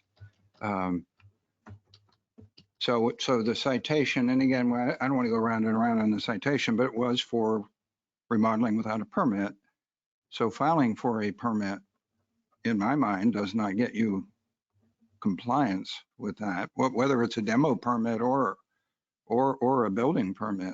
It just, the application itself doesn't get you to the having a permit and doing work without a permit. I would agree with that sentiment, except for two things. One, I think it's been very clearly demonstrated that our system has some flaws to go through that process. And two, we listened to people come before the code board all the time and they said, this is our application number. And we had the staff come and say the application is in, and we considered them moving through the process. We had this come up a lot with roofing issues. We also considered this being in compliance when they were in the process with insurance companies. We knew it was going to take a year maybe for them to figure out the end result of their insurance claim. But as long as they were moving through the process, we consider them compliant, because again, the idea is not to be punishing people if they're trying to move in the right direction. It's supposed to be a deterrent.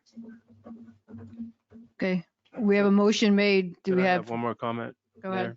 So is that the actual code, the way it is written? That is in the town code, and there's also the Florida Building Code. This was cited under the town code though. But again, it says, the title is building permits required. For the council's note, there's a further section that says titles don't mean anything. If you want, we can take a minute. I'll find the Muni code, but it literally says the titles. No, No, we're working off a motion No, at this point. I agree with that. But again, to me, it's illogical to say if you file your application, you have a permit. So based on the code that's written there, if the resident is trying to follow the code to the letter, he did exactly what was written there? No, he's saying not. Well, No, it did. No, I'm saying as is written, right? As it's written on paper, if you read it as a resident, that's what's supposed to happen. Now, logically, yeah, you need a permit, all the things you stated, ideally, but what's written on that paper is exactly how it should be, right? Well, the code section's really talking about the application process. It's subsection A is application, subsection 2 is, or B, is filing of application. So it's, I mean, certainly the section could be written better, but I mean, certainly the Florida Building Code, which is adopted, by reference by the town, requires a permit. It doesn't require an application. So maybe side discussion, maybe Joe, that's something we should consider, is revising that, looking at that becomes an issue for the future, maybe adding some language that specifically states permit or however the process needs to go. But we can't fault Mr. McKenzie today on language that states what he's supposed to do, and the code board told him what to do, and he did exactly what they told him to do as a governing body. It's hard to, it's hard, that's tough. So anyway, Mayor. So the motion's been made. Do we have a vote? All in favor? Aye. All opposed? Passes unanimously. Thank you all very much. I really appreciate your thoughtfulness and consideration of this request. On behalf of Mr. McKenzie and Ms. Hazard, they are very appreciative. I think we can look forward to them being long-standing good contributors to our town. Thank you to the code board and officials. It's nothing personal. I like you all. We have a long-standing relationship. I was doing my job. Same for everybody on the dais. Thank you very much. Thank you. Thank you to all involved. We have another request for lien reduction. Do we have anybody here? Thank you. Have a good evening. I don't think so, Mayor. I think Bill and I will just tag team this. You want me to do that? Okay. As you know, Charlie and Bill has been updating us on the situation with the old or former Barbie residents. They've been negotiating a settlement, and they've come up with 3 things for you to consider. $60,000 is the final settlement to end this lien, and also 2 provisions when they should come into compliance and when they should remodel or demo. So we're here to take any questions, but obviously council has recommended us to settle on this because of these uncertainties of the future. You want to add anything, Bill? No, nothing to add really. I think that and Charlie agrees that the $60,000, while it certainly doesn't make the town whole, is a good dollar settlement, given that the property still retains its homestead status, and there was a recent probate ruling that the property is homestead. So we think that's a good settlement, given all the circumstances, and would recommend approval.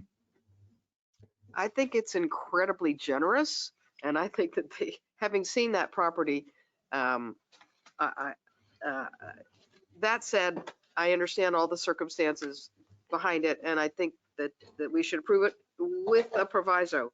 I think we have some very unclear language on that we're saying that they have to come, the property has to come into compliance within 6 months.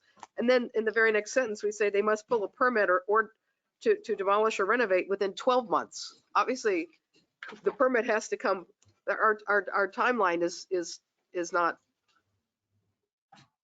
right. I'd like to make a motion. I'd like to make a motion that we accept the $60,000 with some provisos to the following. The owners must pull a permit and either demolish or renovate within 6 months.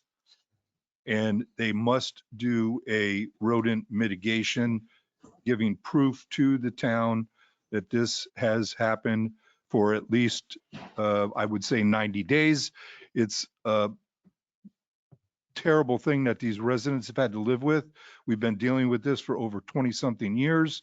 We have been over backwards for Mr. Barbie. I was one of the members of the council who voted to not remove him from his home, but he did get some help from the legal aid. There would have been a lawsuit we would have lost, and that was brought to our attention. So those are my motions there. And You said rodent mitigation, right? yes, ma'am. So The rodents over there are running rampant. I do have a question. I'm sorry to interrupt. That's okay. Motion's on the table. How are we able, how is he, if he has to pull a permit within 6 months, which I agree, I think is puts the two clauses in line with each other, how can he come into compliance within 6 months? They got to get moving. I mean, They have to, the proverbial terminology. yeah, Yes. okay. And it says. I mean, owner must pull a This has been permit. going on for But 20 nobody, years. and come into compliance. They're saying Look back here. within 6 months if they're pulling the. So that permit. means the work has to be completed and pass inspection No. to No, come into no, compliance. no, I Look at think, bullet, Code enforcement look at the bullet point 2. compliance work. Pardon me? Look at bullet point 2. I'm looking at the Right. actual. But that's not how Right. compliance works in this case. Compliance can be, they pull the permit. Yes. That's what I was No. trying to Yes. describe in the No. last case. Yes. Is that correct? Yes. Yes. in this instance, yes. I do this for a living. Normally compliance means if you have to put in new windows or do the roof, you have to finish the windows and put on the roof to comply. That's usually when you get your like CO. So Yeah, the work does not have to be, to come into compliance is not the same thing as saying that the work has to be completed. The process is started from code enforcement. That's how it has worked. Yeah, I think it's a different setting here. I mean, from what we're told by the attorney, they want to renovate. They want what? They want to renovate the property. And so, I mean, what this would require is for them to pull the I get confused here, the remodeling permit or a demolition permit within 6 months. They do not have to complete it within the 6 But what does it mean that on the staff recommendation, the property must come into compliance with the code of ordinances within 6 months? I think that's for other items, isn't Yes, there? There's yes. issues with the, Yeah, so Junk they're in removal. violation right now because of debris on the property. Is that the only violation? Yes, right now it's the only ongoing violation. Okay, Which once now they I remove understand that that clause. debris, Okay, The all right, rats thank will you. We're running. gravitate towards the neighbors, Okay, which so several of them have contacted me. So we probably need Regarding to that. amend the motion. So we have a motion on the table with amendment. Do we have the language included in the minutes? Well, I think We change it from 12 months to 6 months and add rodent mitigation. But do we need to make sure we have a set date for the work to be completed by? I mean, Well, I as would say, opposed to just saying 6 once we months do this Right. today, 6 months from today. For that exactly. Is what that- about finishing, like knock it down, build it and get it Oh, back up or Oh, something when like work that? has to be finished. well, they Leaving can't, that open-ended? they can't do that. They're probably going to renovate. Okay. As long as they've got their ducks in a row, we can work with them. But something's got to give over there.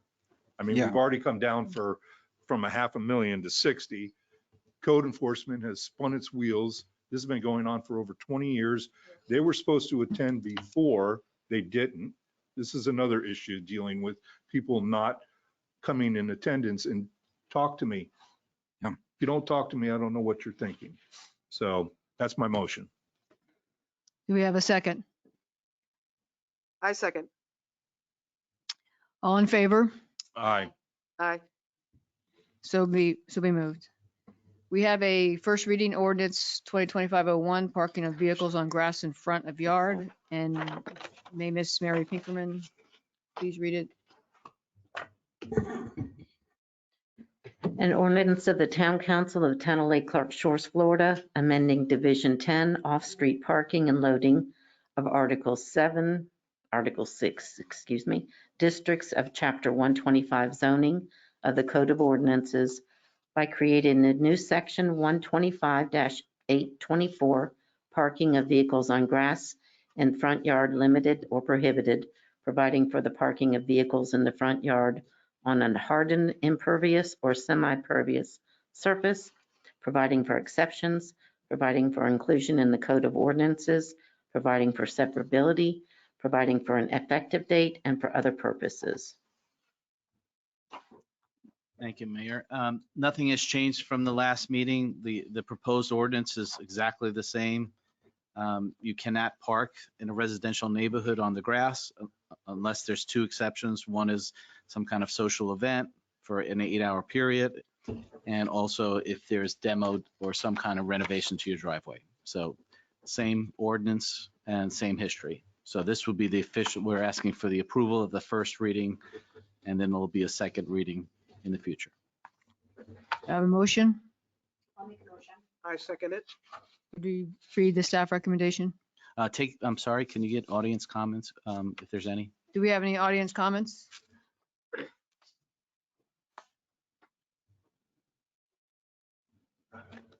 Hey, Bill. William Murphy, 1841 Evergreen Drive. Sorry for the mess, but I think I got a cold. Thank you. I read this and I said, what happens to my hospice house that gets cars all day long in and out, and they don't have enough parking for it? So now they have to build parking? No, there's language in there that they can park on there. They just have to, can't be for a certain period of time in a 24-hour period. So there is language attached to that. I read the 8 hours, but okay. So what about the church? Their parking, half of their parking is. It's not a residential neighborhood. Yeah, that's not residential. It's- And they don't park there permanently. No, Yeah, it's- no, I'm just asking. Yeah. No, that's good I'm- questions. We thought of the churches, yes. It's not residential area. Father Pete wouldn't like that. Okay, thanks. Thank you. Any online comments? No.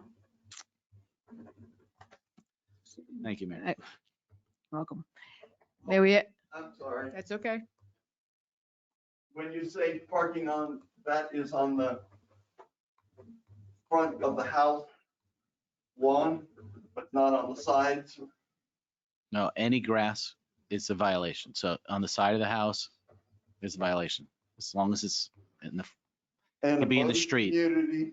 I'm sorry? Where we put our boats on trailers on the side of the house? Because No, that's where the code That's behind the house. That's behind the house. So that's allowed. behind the house. Yeah. Thanks. Sure. Welcome. You had a motion. Do you want to read it, the staff recommendation? Do you have any comments from the council before we? We need to do it again? No, I just need to read the recommendation into,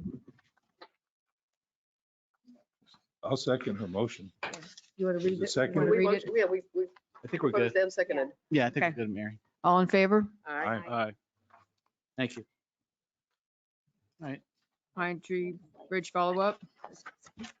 As you know, we're down to the last piece of the puzzle here. And it's to pick how many fixtures there are like on the pole. So we got some prices for you, some estimated prices, a drawing of 2 manufacturers. So we'd love some direction because I'd love to place an order tomorrow on option 1 2 or 3 or 4. I'm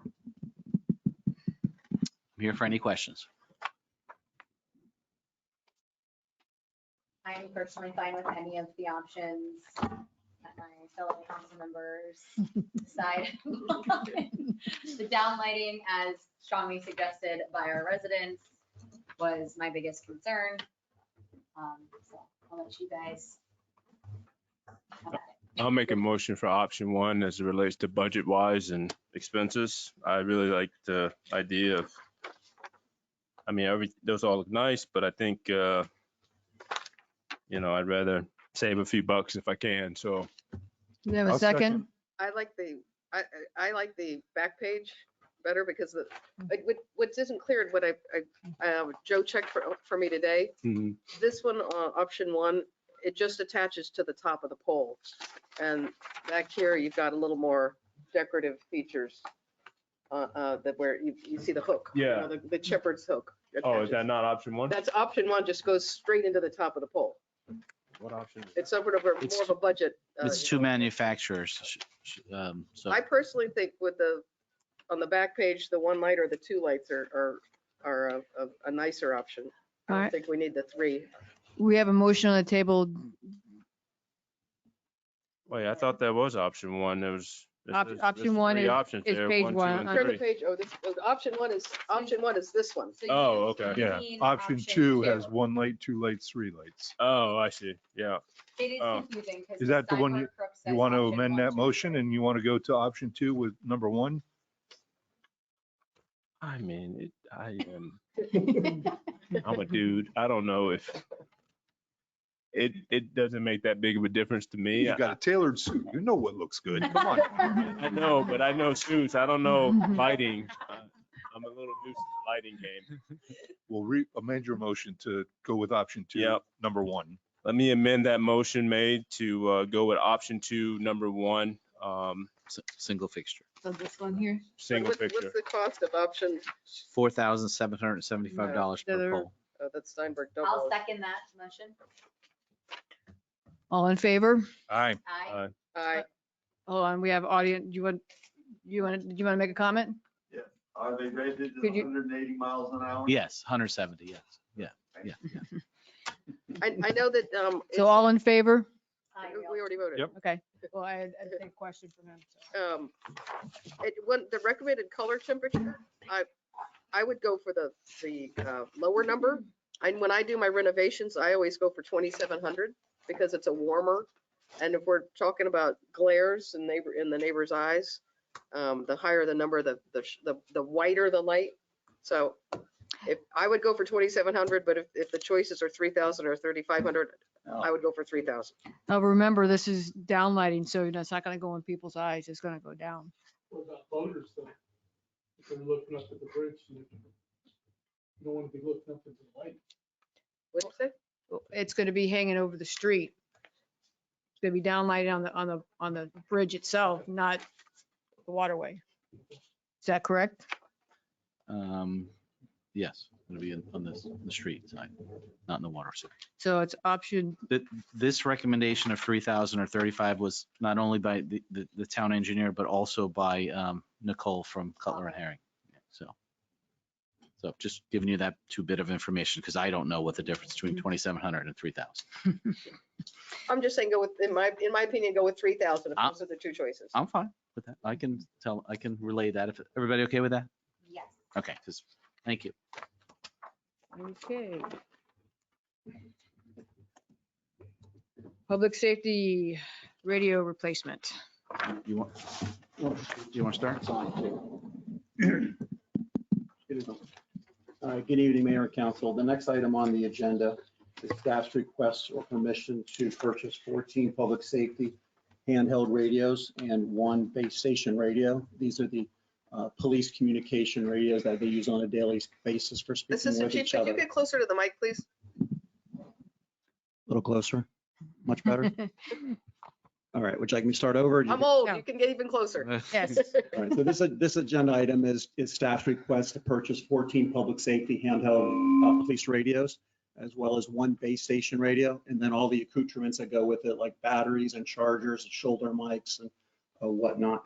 to replace current radios that we have today, if council approves it. Or a little bit of background first, I should add, the Village of Palm Springs currently dispatches our police officers and receives our 911 phone calls. Last year, they upgraded their radio system to include new handhelds and radios also that provide more functionality than the current radios that we have today. So they're waiting for us to buy the new radio so that they can basically flip the switch from the old radio system to the new radio system. If this purchase is approved by council, we'll be piggybacking off of an existing contract. The contract is approved by the National Association of State and Procurement Officials. This is a cooperative contract at a state level. And it's also the same contract that Palm Springs and the Palm Beach County Sheriff's Office used to buy the exact same radios when they upgraded their system. If I can only add on the financial part, thank you, Chief. We were also waiting for some funding from, because Chief A and Chief B.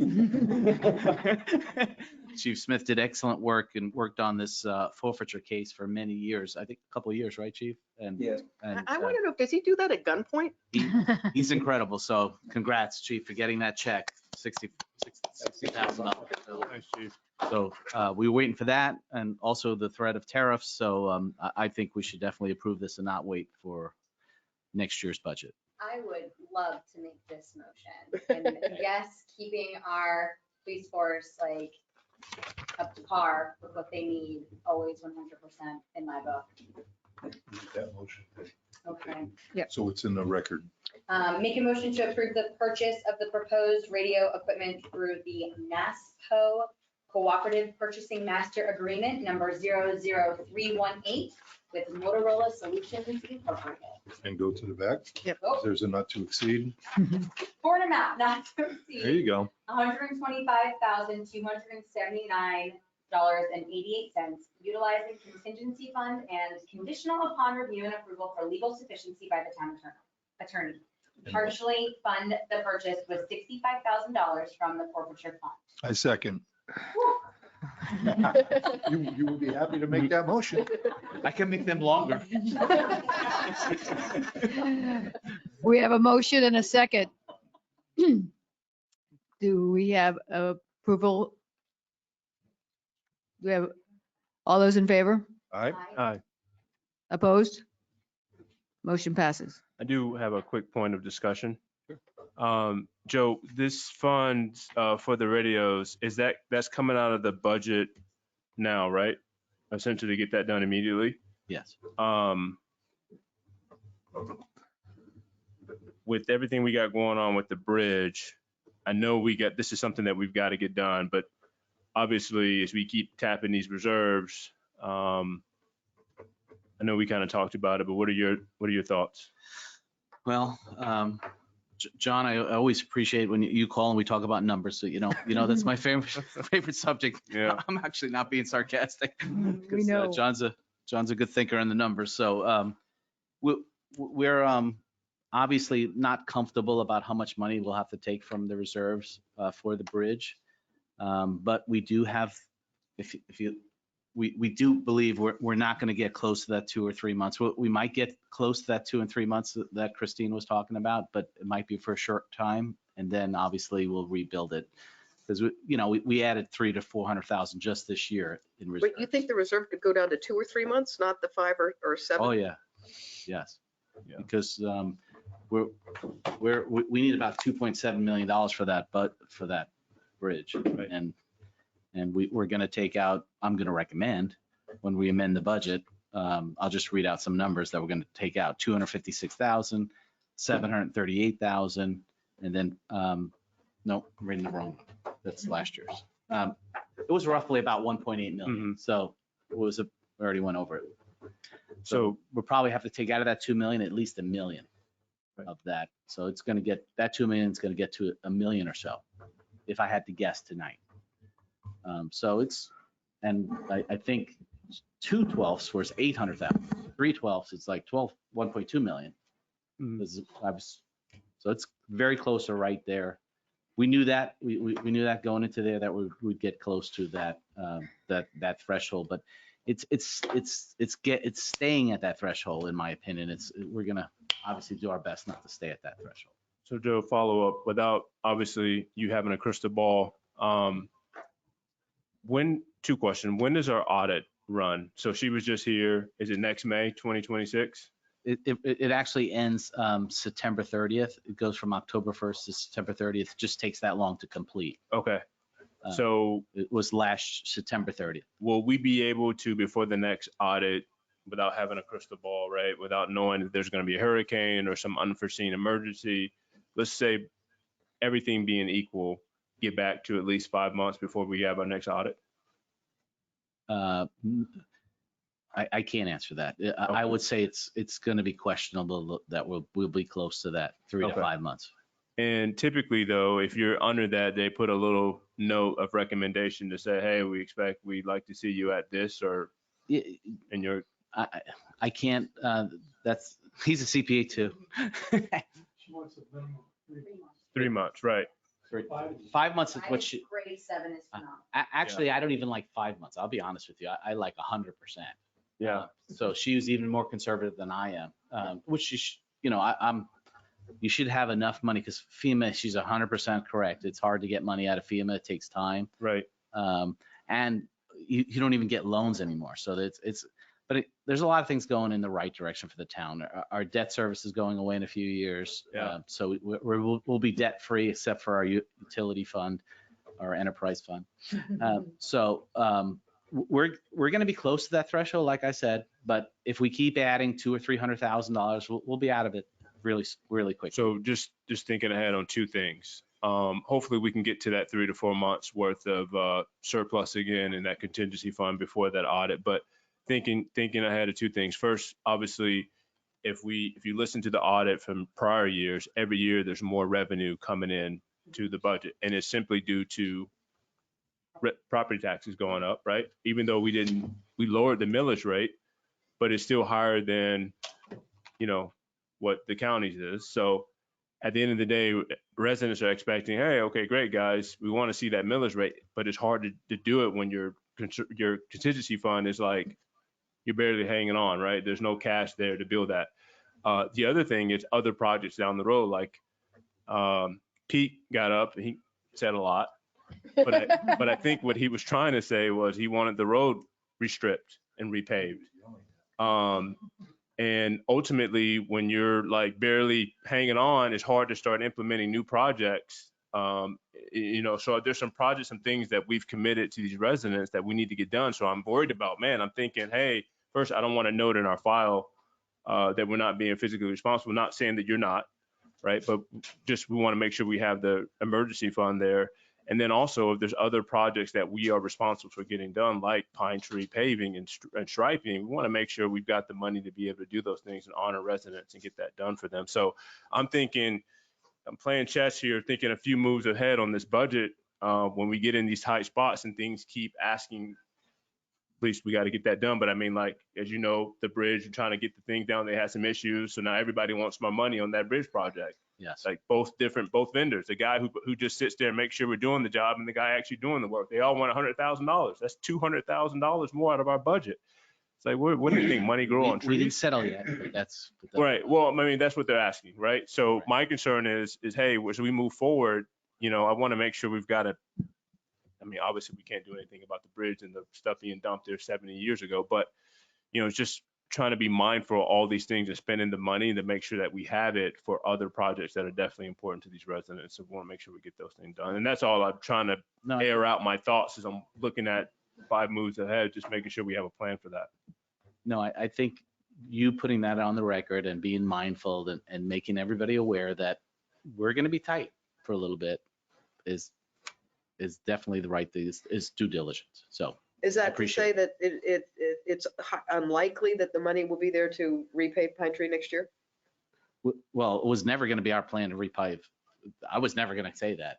We're coming up with a 3-year plan. We could divide it up in 2 years. I never said, let's pay $350,000. Oh, I know, I said it. Well, you have one vote. You can do that, but that was never going to be my options. We're still working on the options, But one of the options, I think it'll be Pine Tree in 3 years, do a third, a third, and a third. You break it up. You mean a But- third of Pine Tree, a third, okay, Yeah. in 3 different. Yeah, right now we're putting $100,000 into paving. So if you use the same logic, you don't want to go from 100 to 300,000, right? That's going to really hurt the budget. So if you use that same logic, again, we got ahead of ourselves. We're going to discuss this in a few weeks, but I think the options are going to be one of the options is going to be divide Pine Tree into phases. So even despite the big check that we have to write for the bridge, you think that there will be 100,000 for paving? I think so. And Joe, you said that we're going to talk about the paving and the roads and striping and when? June 3rd. June 3rd. Did we already set that date? Yeah. Next meeting. The striping was added, but so I'll try to add the striping. Remember, I like Pete, and but remember why I think they did the striping. Greg, help me if you can. Is 2 yellow lines slow down traffic, and he's as you hear, he wants to speed up traffic. He wants even a minimum there. That's not what I'm hearing from the majority of the residents. They want to slow down traffic, keep it safe. So that's something you'll have to battle with. Is that Well, that debate? I don't think we want people passing on Pine Tree. And the speed bumps, he doesn't like speed. He's contrary to most of people saying that they want to slow down traffic. But I think why they did the two, because you don't have to do the 2 lanes, the 2 yellow lines. I agree with them. You don't have to do it. But I think the reason why they did it, and Greg, I'm looking at you because I don't know why they did it, but it was probably You're right on target. is to slow down traffic and narrowing lanes, the travel lanes, and putting slows down traffic. So that's putting stop signs. He doesn't like stop signs. Again, slows down traffic. So he's contrary to most other residents I'm hearing. The majority of residents I hear want to slow down traffic. I do agree with him in terms of the 2 speed bumps within 3 houses Yeah, of each other. that was even in the consultant to remove one. Oh. So we can talk about that next meeting. That was abuse of power. Who was mayor at the time? Not me. But that's a true You story. want to come to the mic? Look at where they are. Just take a good look. Take a look around and you'll see. I just have a question, follow up on John's question. You had mentioned debt service will be free or minimal, but when and how much of that savings will there be to figure out? We only have like a 3-year term left on our debt service in general fund. Well, don't we have about $1 million coming due in 26? I'm sorry? Don't we have like $1 million loan coming due in 2026? What's that from? That's going to be a council pay raise. Can you find a hidden? No balloon payments out there. No, we have a very long-term debt for our enterprise fund, which again has nothing to do with our general fund. But that's water and sewer, but our is very small. Our balance for our general fund is very low, and it's going to be ending in a couple, 2-3 years. I'm sorry, I missed it. I was trying to figure out, he had mentioned debt service will be going away, I'm sure, but I didn't know when, and I didn't know how much of the annual. Jeff, here, take one of these and borrow it and read it so you can sleep at night. You're too kind. So I was just trying to figure out how much of that could go towards some of these projects. It can in a few years. Like I said, it's a few years out, but we will. So with that being said, how much is that will be able to go to some of these things? You talk about a third and a third and a third, but like what is that number?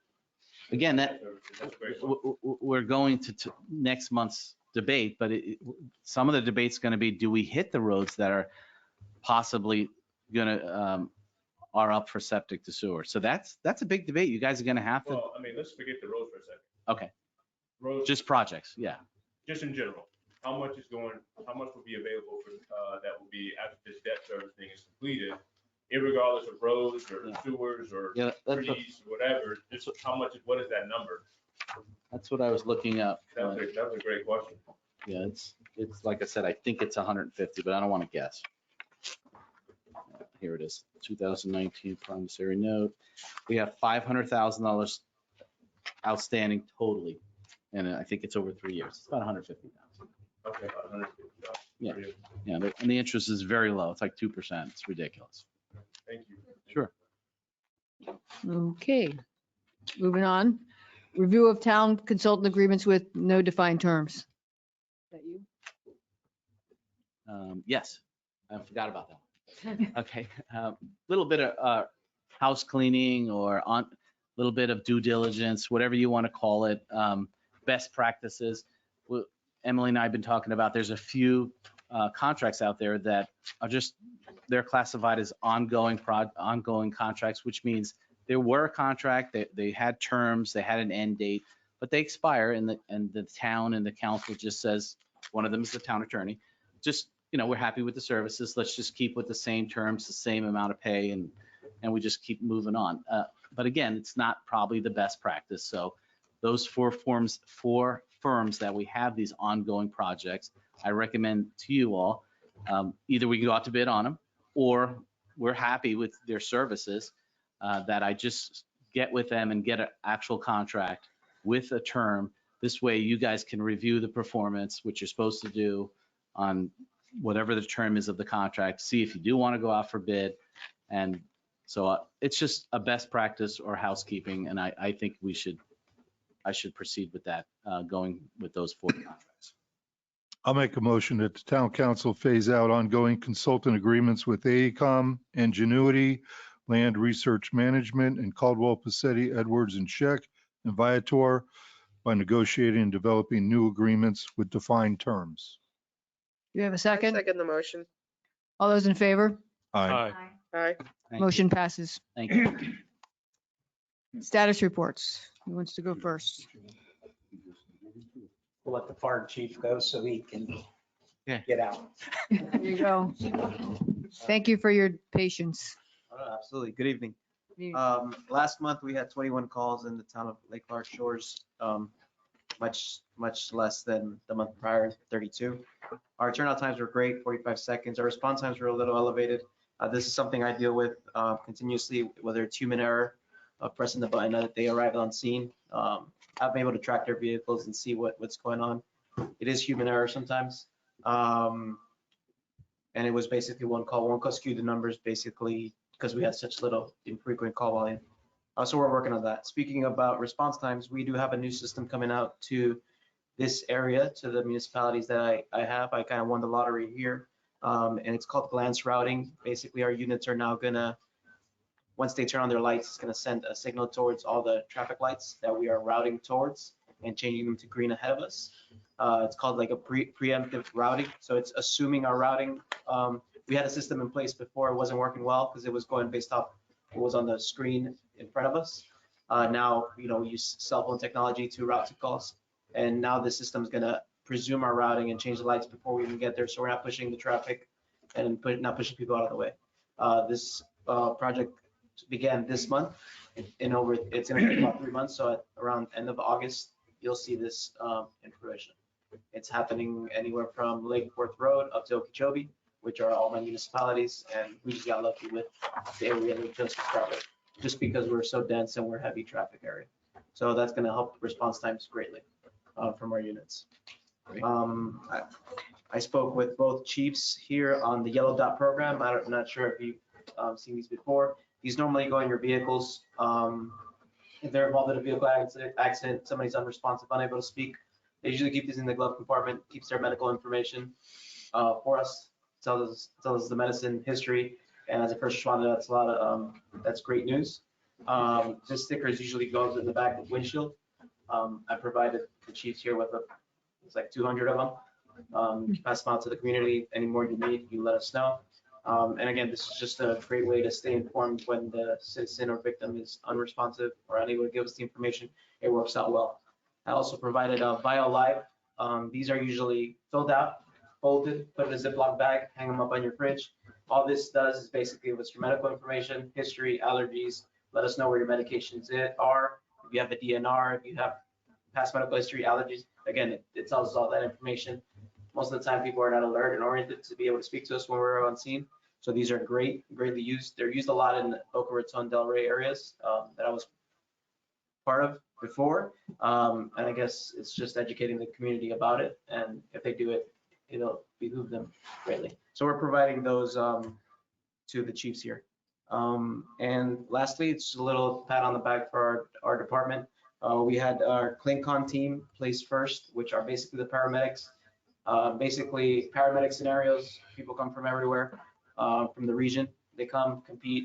Our team won first place on that. So pat on the back for our team. And then our RIT team, which is our rapid intervention team, basically used to help firefighters during a fire emergency. They had a tournament as well. It was the Palm Beach Invitational, and they placed first and second place. We took 2 teams and they placed first and second. So Congratulations on both. Those are well deserved, and they're very difficult to get number one. I think is, I don't know if the council recognizes those are competed around the country. It's not just from West Palm, and Correct. we have a lot of good departments within Florida. So thank you, and thank you for those tools. absolutely. And Congrats. thank you for having us. Congrats. And if you have any questions, fire rescue related, Do not. Thank you, Chief. Learn something every absolutely. meeting from you. Oh, thank you. I learned a lot from your. Awesome. I just actually learned about that yellow dot at the seniors meeting. Yeah, and these are great tools. They'll be there. Just put the sticker back in the car. We'll know how to. I think it's a very useful tool. Chief, thank you for bringing those by. And I was just going to say, I wanted to make sure that our senior club had access to those yellow dots, Joe. Did we make sure Yeah, everyone? we had a presentation and we're going to deploy it. Wonderful. Thank you for that presentation. Thank you for the work you guys doing, and congratulations on that number 1, number 2. You should have came in with your ribbons, man, hanging up. I didn't do that. I just do this. Yeah, thank you for doing that, bringing that by for us. You were number 1 in 2 different competitions. One was EMS and one was the RIT team. Red team. Yep. Congratulations. I'm glad to be living in this community for many different reasons, but who wants to go next? Chief? Be more than happy. My report's attached if any of you review it and have questions. One thing I wanted to mention on the issue in the traffic, remember, everything that we do is done by a traffic engineer or reviewed by a traffic engineer. We just don't flip a coin and say we're going to do this or that. So just so you know that we use traffic engineers. I do have one question. Is there an unposted speed limit in Lake Clark Shores? Or like Minimum. No, It- no. He wanted a minimum posted. Minimum, not maximum, minimum. Yeah. I never even heard of it. I've heard it on major highway. major highways, but not in The- local roads. The double yellow lines keep people from passing and Yeah. speeding. So, I'm very scared. but I just wanted you to know that it's all reviewed by traffic engineers and that type of thing. Also, I wanted to mention, thank the assistant chief for working on the radio system. I was on vacation. The radio system is very important. It's new technology. It's encrypted. Palm Springs went to it. We're near the end of life on the technology software on the radios. And it's an officer safety issue because it has GPS systems in it. And remember, one of the main reasons why we did this is so we can communicate with Palm Springs. This town saves $100,000 a year. Conservatively, it's probably more. It's more. And so that's important. So For you'll them get doing your it. investment back in a couple of years. Sometimes you pay a little bit, which is hard in government out front, but you're saving a lot of money down the road. So I just wanted to mention that. It's, Chief, you're way conservative. It would probably take us more than 300,000 to run a dispatch center. And we only pay 60 or 70,000. So. I have a question that might be for the chief, but it might be for Joe. In regarding all of our stop signs, I've often wondered why we need a stop sign at Venetian and Pine Tree, because you've barely come off of Forest Hill. You haven't had a chance to work up a head of steam. Well, I will tell you, when I grew up on Venetian, and that stop sign's been there when I was a teenager. But a lot of those you're really not supposed to use stop signs to slow speeders. That's not the intent. Right. But there's been some accidents there. So Well, okay, I understand putting one on Venetian, but why do we need them on Pine Tree? on Pine Tree. At That was, Venetian. over the years, many years ago, it was recommended by the town engineer, a traffic engineer, to put those in.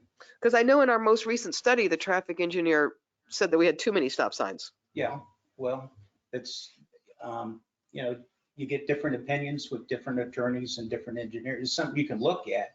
But since I've been here for 24 years, they've been there and we've never had a complaint. So unless you get a ticket going through it. No, you got to remember, you just had one complaint. It's not like you had dozens and dozens. No, I'm not even addressing him. This is just me wondering, from living here and passing that intersection when the bridge is open, you know, 3, 4, 5 times a day, wondering why it's necessary to stop traffic on Pine Tree after you've just come in. I'm sure we'll do our due diligence when we go to repave the roads to look at stop signs, speed humps, the lanes, the type of lines that we're going to have, the width of the roadway. So I think that's going to be coming up next meeting, so we can, I think, explore it more further. And obviously we'll have input from Chief Smith, because I know he actually had done a lot of groundwork and kind of went by the wayside. You can talk about, but I think that if you bring that up and talk about it, you're going to have a lot of complaints, because we've been there before and it's like street lighting, want more street lighting. And then they talk about light pollution. And then when FP&L came in and changed to LEDs, people were complaining that they were too bright. And then some of you have reached out to the manager, you'd like to address that problem about street lighting.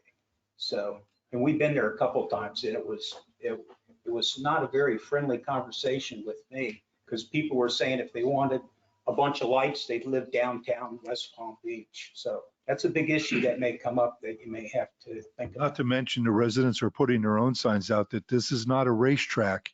This is our neighborhood. Yeah. So. Hey, Chief, I know I asked last meeting about the update on the golf cart deal. And again, it was mentioned this meeting. I wanted to ask you where did we end up with an ongoing investigation needing some kind of update to the residents? Because I get a lot of random people asking me about that as well. Well, I discussed it with one of the residents. Okay. Then individual was arrested, and it's federal charges. And the feds are pretty particular about not wanting to go in any details stuff. This stuff we have no control over. Yeah. But it has a lot to do with immigration and that type of thing. So there could be charges. They may not charge because it could be already be deported or he's incarcerated. Okay. So it's something we had no control over. Helping out West Palm. West Palm did a lot of the investigation for us. Getting the search warrants for the phones, GPS systems in the vehicle, and that type of thing. So, Chief, if residents wanted an update, apparently, obviously, there's, you know, some information, there's information that we just can't provide, but where do we direct them? Is it? Well, you're not going to get answers like you would like. You know, I have to be very careful because already some people have been aggravated about even discussing it. Right. Major federal charges that they brought. So you send them to the West Palm blotter, you send them to, who do you call the feds? I send them to the chief. I just tell them it's an open investigation. If we'd like to discuss it, you know, just call the chief. Okay. All right. That's fair. It's the best thing to do. We're very open, but a lot of times you're dealing with third parties, and right. Third parties don't want discussing things. Absolutely. And a lot of times people discuss these things to accommodate and appease the public, and they lose the case. Right. You can ask any good lawyer that. They love it. Yeah. So okay. You have to be very careful. Thanks, Chief, for clearing that up. Thank you. Thank you, Chief. Thank you. Mr. Lobello. All right, before I start with that, you know, I got a notice from Richard Pinsky on Mother's Day, and I sent it to you all. So I'm recommending, obviously it's not on the agenda. We shouldn't really discuss if we're going to stay with him or not stay with him. That's next month. But I recommend that we definitely give Ackerman the 30-day notice. So at least we're putting on record that we're going to end their contract. You can change your mind on June 3rd, but at least I think that's the prudent thing to do. So if you agree, I just, fine Probably need a motion because it's a contract, yes. I'll make a motion. Make- Oops, sorry. No, Mr. Mayor had to keep his motions. I'm just trying to move things And now along. he's making up for lost time. Quarter to 9, Jeff's yawning over here. He's like, what are we doing? Bill's sick. Come on now. Go ahead, make your motion. I'll second it. I just make a motion that you send a letter to Ackerman, Yeah, give them informing 30-day them of notice. our intent A 30-day notice. to of termination. discontinue. Yes. I second. All those in favor? Aye. Aye. Thank you. Can I ask a question? Why are we, You see me going there, you know. why are we ending that relationship with them? Penske, because of the notice from Richard. Because he's going to a different firm, He's starting his own firm. starting his own firm. So We we're, have to I'll have notice another the motion old next firm. month. And then at the next meeting, we can discuss the open contract. Like, we can discuss if we want to keep Richard, Penske, yeah, Yeah. or not. okay. Or enter So we're another definitely contract. not wanting to work with the old firm, regardless of. Well, no, it doesn't close the door when you give him notice. You can change your mind, but at least you gave him the notice. Right, yeah, give him a heads up. Could get a better deal with Richard on his own. Yeah. There With his isn't really wife. someone at Anchorman without Richard. With his there. wife. Right. It would have to be another firm, His wife will be working with him. Yes, she's an asset too. Yeah. especially with water. All right, the staff report, just upcoming meetings. Again, June 3rd, not the second Tuesday, the first Tuesday. Then we have a budget workshop on July 8th, and it's another CRA meeting. Upcoming events, next week we have a senior club. It's on bank fraud, May 21st. So please come if anyone would like to hear about bank fraud. It's rampant out there, believe it or not, and that's one of the reasons why we switched our billing system. We have a food truck event at the end of May, May 30th. We have the fishing tournament, the fishing camp, July 28th to August 1st. John already explained this really well about the bridge. The good news about the bridge is we have 2 crews out there now working on the south and the north. So they're really working really quickly now. Having 2 crews out there. The bad news is exactly what John said. The contractor now, even the engineer of record or the inspection engineer, project manager, whatever you want to label him, he's asking for money also because of the delay of finding those unforeseen objects in the water.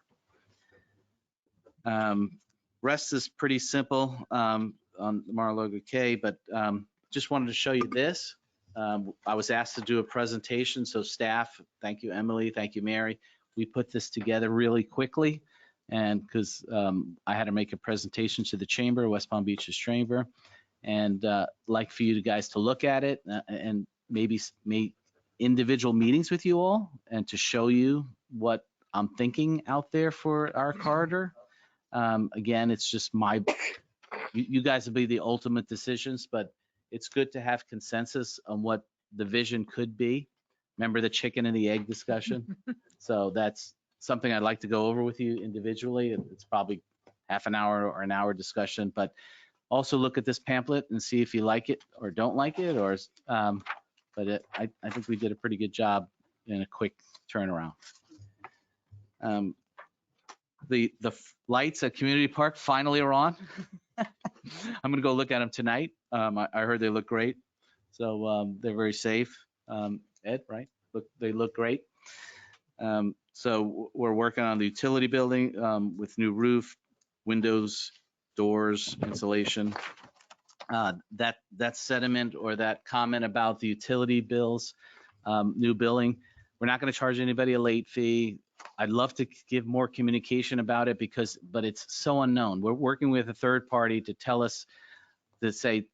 everybody it's May 1st, and then it's not May 1st. So it's so frustrating when you're working with a third party to try to deploy this, but there's 2 things happening. There's so much fraud out there now with identity theft and credit card use and checks and check washing. It's ridiculous. So that's one side is good that it'll be all out of our hands. A third party is going to take care of it. So we can't get sued or have an insurance claim. But on the other end, there's money to be made. So when the utilities and the software companies see that they want to get some of these fees for these, they're getting involved and they're demanding that you use our software, you have to use our vendor for collections. So those are the 2 factors why we made the change. we didn't really have a choice unless we wanted to spend hundreds of thousands of dollars on new software. But we're not going to shut people off. We're not going to send them late notices. So just if somebody calls you, just please tell them to be patient. I talked to a resident today and he understood after I explained it to him. So just please, if someone calls you, tell them to call me and I'll try to explain it to them. Let's see what else I got on here. We had a great land and sea cleanup, over 800 pounds. What did you guys get? Laptops and 2 laptops there? Yeah, we'd gotten a suitcase that had clothes and multiple laptops in there. Yeah. In the water. It was in the on C-51 on the east side of the embankment. Wow. So those are my comments. Anybody have any questions? Any questions? I do have one. Hey, Joe, are we still getting, maybe I missed it, social media updates? Yeah. Yeah. Yes. Okay. Thank you. Sure. Thank you. Thank you. And you're up. Okay, Charlie has submitted a report. I have nothing to add. If you have any questions, I'll be happy to answer. Any questions on the legal report?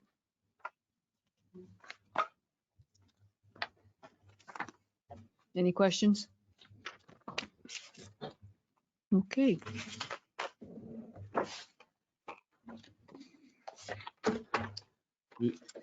We can close this agenda, Mayor, and go to the next agenda. Any more council comments? Thank you. Sorry. I have a comment. John, are you good? Oh, yeah, I got a comment. Go ahead, you're up first. Thank you, Mayor. First, I don't know if anyone's seen it, but the welcome package for Lake Clark Shores has the letter from Taylor, which looks incredible. And then footprints was added. So thank you to the town and the staff for executing on that recommendation. I don't know what council meeting that was, but I looked at it and it looks fantastic. So that's kind of nice for people new moving into the town to be able to get that deal.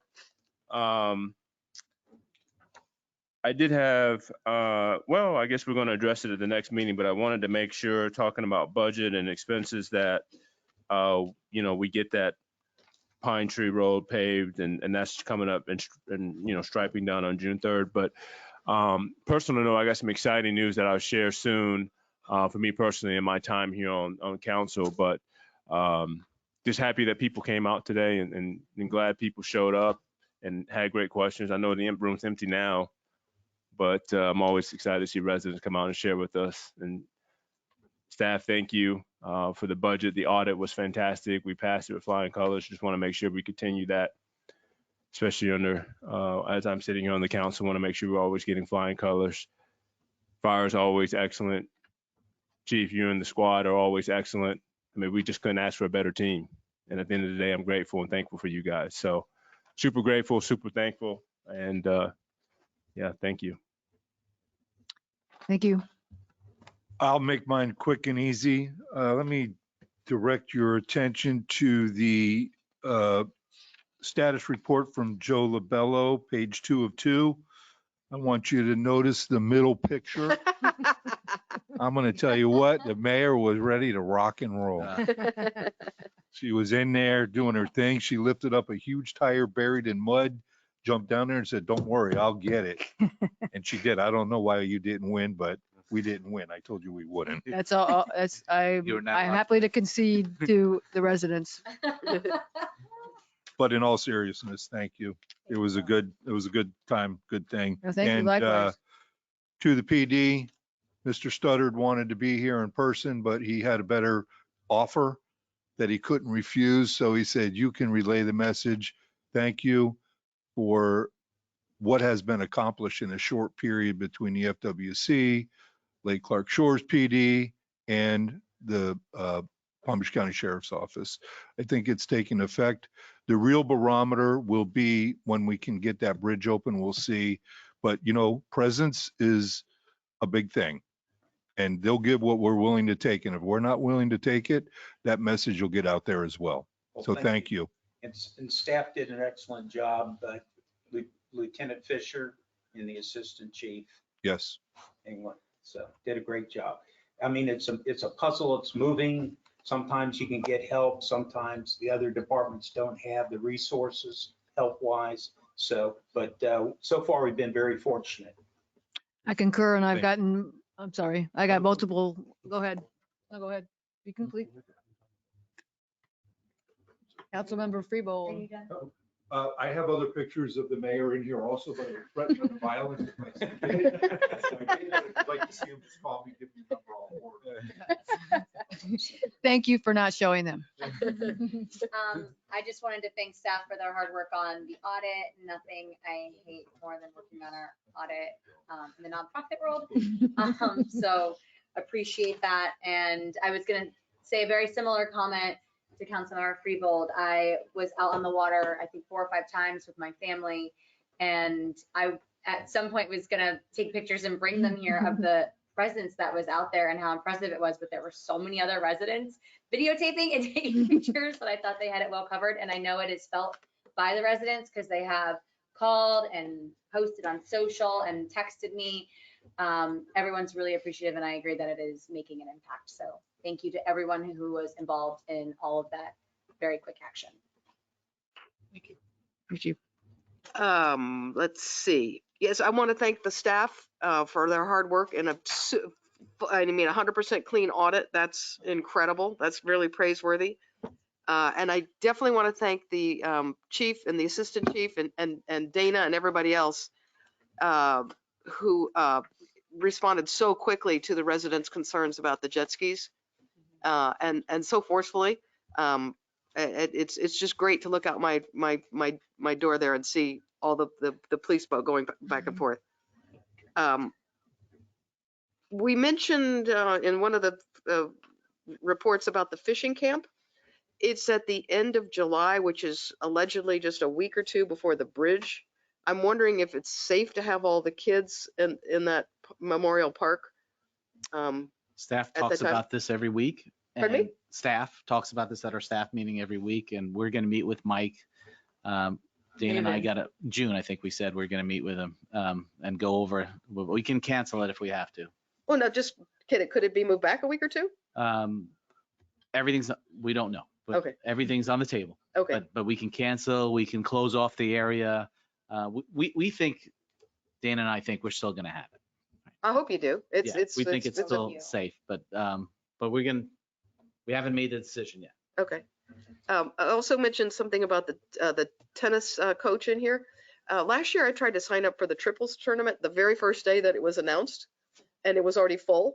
I'm wondering if the man who we give a contract to could either run a second event for residents only, or give residents a week heads up to sign up for his events before they get filled up with outsiders.